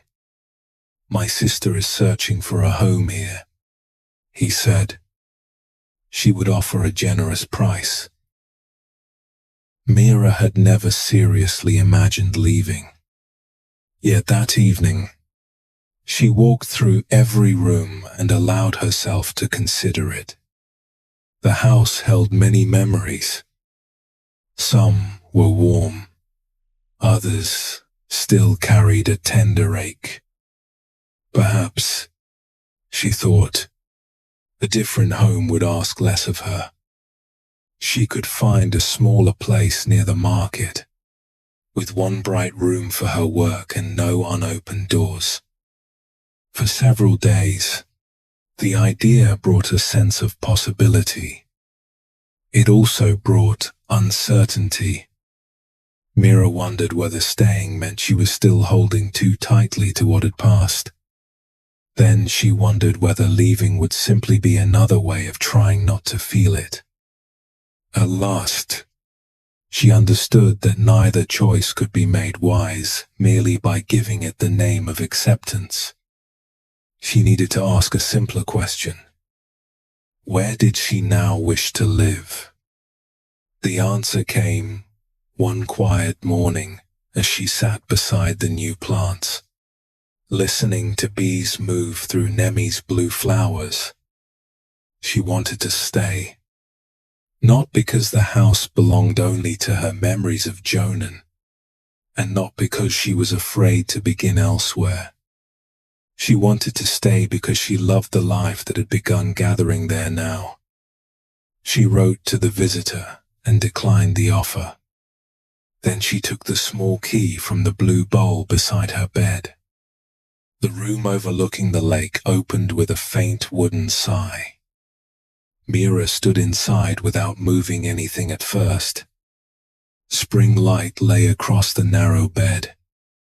The woven rug had faded near the window, and Jonan's wooden bird turned gently above her. She opened the shutters. Fresh air entered the room, carrying the scent of wet stone and rosemary. Over the following days, Mira changed the room slowly. She folded the blanket and placed it in a cedar chest. She moved the narrow bed beside the wall and brought in shelves for paper, pigments, and unfinished lantern frames. Near the window, she set a broad table where colors could dry in the morning sun. She did not remove the wooden bird. It remained above the window, its wings casting a small moving shadow whenever the breeze entered. Nemi helped carry the first rolls of paper inside but asked no questions about what had been there before. "This room has good light," she said. "It always did," Mira replied. By late spring, every part of the house had begun to participate in the life within it. The kitchen held the long work table. The eastern room remained Mira's private workshop. The room overlooking the lake became a place for color, paper, and unfinished ideas. Even the courtyard was changing day by day. Still, one corner remained untouched. Several old stones lay there beside an empty bed of earth. When Pell asked what they would plant, Mira considered the space. "Nothing yet." "Why not?" "Because we do not know what will be needed there." Pell nodded solemnly, as though this were a complete gardening principle. Perhaps it was. That evening, Mira sat in the courtyard while golden light moved across the pale walls. The fig leaves stirred. Jasmine climbed its new support. Somewhere near the lake, a bell marked the closing of the market. The courtyard was not finished. It might never become finished in the way the old drawing had promised. But Mira no longer saw this as a failure of the plan. An unfinished place could also be a place that remained open, ready for another season, another pair of hands, or some small beauty that had not yet found its way through the door. The evening of the Lantern Festival arrived beneath a clear and gentle sky. All afternoon, people moved through the lakeside town, carrying lights of every shape. Small, round lanterns appeared beneath doorways. Tall ones lined the market road, and long strings of painted lamps were hung between the pale stone houses. In Mira's home, the students gathered around the chestnut table for the last time before the festival. They checked each candle, strengthened a few loose seams, and added handles to the lanterns that would be carried beside the lake. None of their work was perfectly uniform. One lantern leaned slightly to the left because its frame had dried unevenly. Another showed a silver repair across a field of blue paper.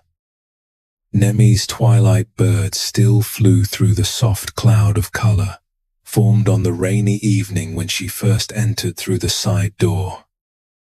Mira examined each one. A younger version of herself might have corrected every difference. She might have replaced the uneven panels, concealed the seams, and mixed new colors until no sign of repair remained. Now she simply made sure each lantern was strong enough to carry its light. As the sun began to set, they left the house together. Nemi carried the twilight bird. Pell balanced two small lanterns at the ends of a wooden pole, walking so carefully that everyone behind him slowed to match his pace. Corin pulled a handcart filled with the larger lamps. Mira closed the courtyard door but did not lock it. The streets led them toward the water. Along the shore, families had gathered with blankets, baskets of bread, and warm tea. Musicians played quietly near the stone steps. Children watched the darkening lake, as though expecting the stars to rise from beneath it. One by one, the town's lanterns were lit. The path began to glow. Warm light passed through cream paper, gold paper, green paper, and every softly painted color in between. Where a lantern had been repaired, the light changed as it crossed the newer layer.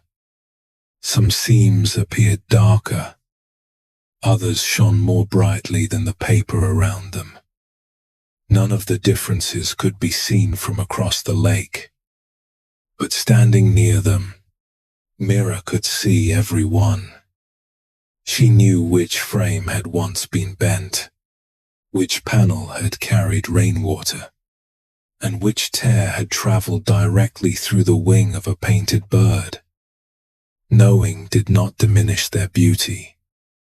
It deepened it. Near the water, the students placed small floating lanterns into shallow wooden bowls. These were set gently upon the lake and guided beyond the reeds with long poles. Mira watched as they drifted outward. Some moved together for a while before separating. Some turned slowly in the current. One remained close to shore, caught among the reeds, its reflection trembling beneath it. No one hurried to correct their paths. The lake carried each light according to the quiet movement of the water. Nemi stood beside Mira. "Which one is yours?" she asked. Mira looked across the scattered glow. "I did not make one for myself." Nemi held out a small lantern Mira had not seen before. It was made from pieces left over during the winter, pale gold, soft blue, cream, and a narrow band of rose. Each section had been joined visibly to the next. "We all worked on it," Nemi said. "There was not enough of any one paper, so we used what remained." Mira accepted the lantern. Its shape was not entirely round or square. It belonged to no design she would have chosen. When she lit the candle, every piece gave the flame a different color. "It is beautiful," she said. "It is unfinished," Pell called from nearby. "We ran out of time for the bottom edge." Mira looked at the small, uneven strip. "Then, it is finished enough for tonight." She carried the lantern to the water and placed it into a wooden bowl. With one gentle push, she sent it beyond the reeds. the light joined the others. Mira thought of the life she and Jonan had drawn at the small table many years before the child's room, the magnolia tree, the family meals they imagined filling the house. That life had been beautiful in its hope. She did not need to make it smaller so that the life before her could become larger. She did not need to compare them or decide which one deserved her heart more. One had been loved in imagination. The other was being loved in presence. Both belonged to her. When the last lanterns had moved beyond the shore, Mira and the students walked back through the quiet streets. They entered the house by the courtyard door. Inside, Mira set bowls of soup along the chestnut table. Corinne cut bread. Someone found the remaining honey cakes, and Sola began singing softly without stopping when the others listened. The wooden bird turned in the open room overlooking the lake. Outside, the courtyard plants rested beneath the night air.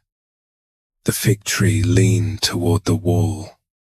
Jasmine had climbed farther than anyone expected, while the little apricot tree still carried leaves, but no blossoms. In the unfinished corner, moonlight lay across the old stones and the empty earth. Mira did not imagine what should be planted there. She allowed the space to remain open. Later, after everyone had gone, she gathered the cups and extinguished the lamps one by one.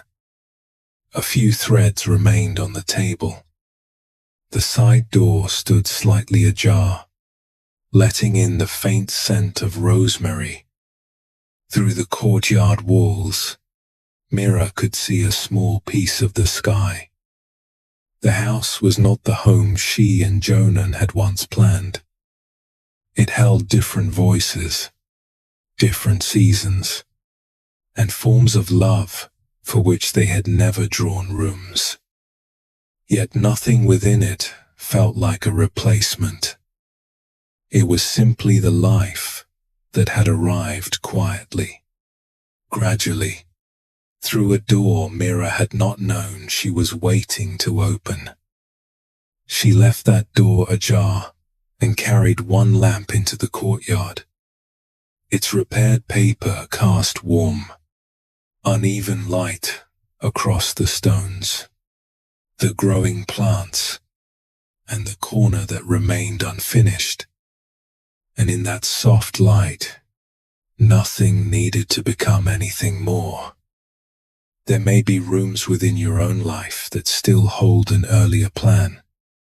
Perhaps you imagined sharing your days with someone who is no longer beside you. Perhaps you expected your family, your work, your home, or even your own body to carry a different shape by now. You may occasionally look at the life around you and notice the distance between what is here and what you once pictured. You do not need to close that distance tonight. And you do not need to persuade yourself that what happened was better than what you hoped for. Acceptance does not ask us to rename every disappointment as a gift. It does not erase the tenderness of an old dream, or insist that every unanswered wish was secretly meant to remain unanswered. It simply allows the present to be more than a waiting room for the past. What you once wanted may still be worthy of love. You can remember it gently without requiring your life to return to it. You can honor the person you were when you made those plans, while allowing the person you are now to need something different. And what enters your life today does not have to replace what came before. A new friendship does not replace an old love. A different home does not erase the one you once hoped to build. A quieter purpose does not make an earlier ambition foolish. The heart is spacious enough to hold both remembrance and presence. Perhaps this is why repaired things can carry such a quiet beauty. They do not pretend that nothing changed. The older paper remains older. The seam remains visible. Yet when light passes through, every part of the lantern belongs to the glow. Your life may contain seams like these, places where one season ended and another began, places where you had to change direction, make room, or continue without knowing what the finished picture would be. Those places do not make your life less whole. They are simply part of how the light reaches you now. As you rest, allow yourself to release the need to complete every unfinished room within you. Some questions can remain without answers tonight. Some hopes can rest without being abandoned. Some empty spaces do not need to be filled before they can become peaceful. Notice the surface beneath your body. Let it carry your weight a little more fully. Allow your breathing to find its own gentle rhythm, without asking it to become deeper or slower than it naturally wishes to be. You are not behind. You are not living an incomplete version of someone else's life.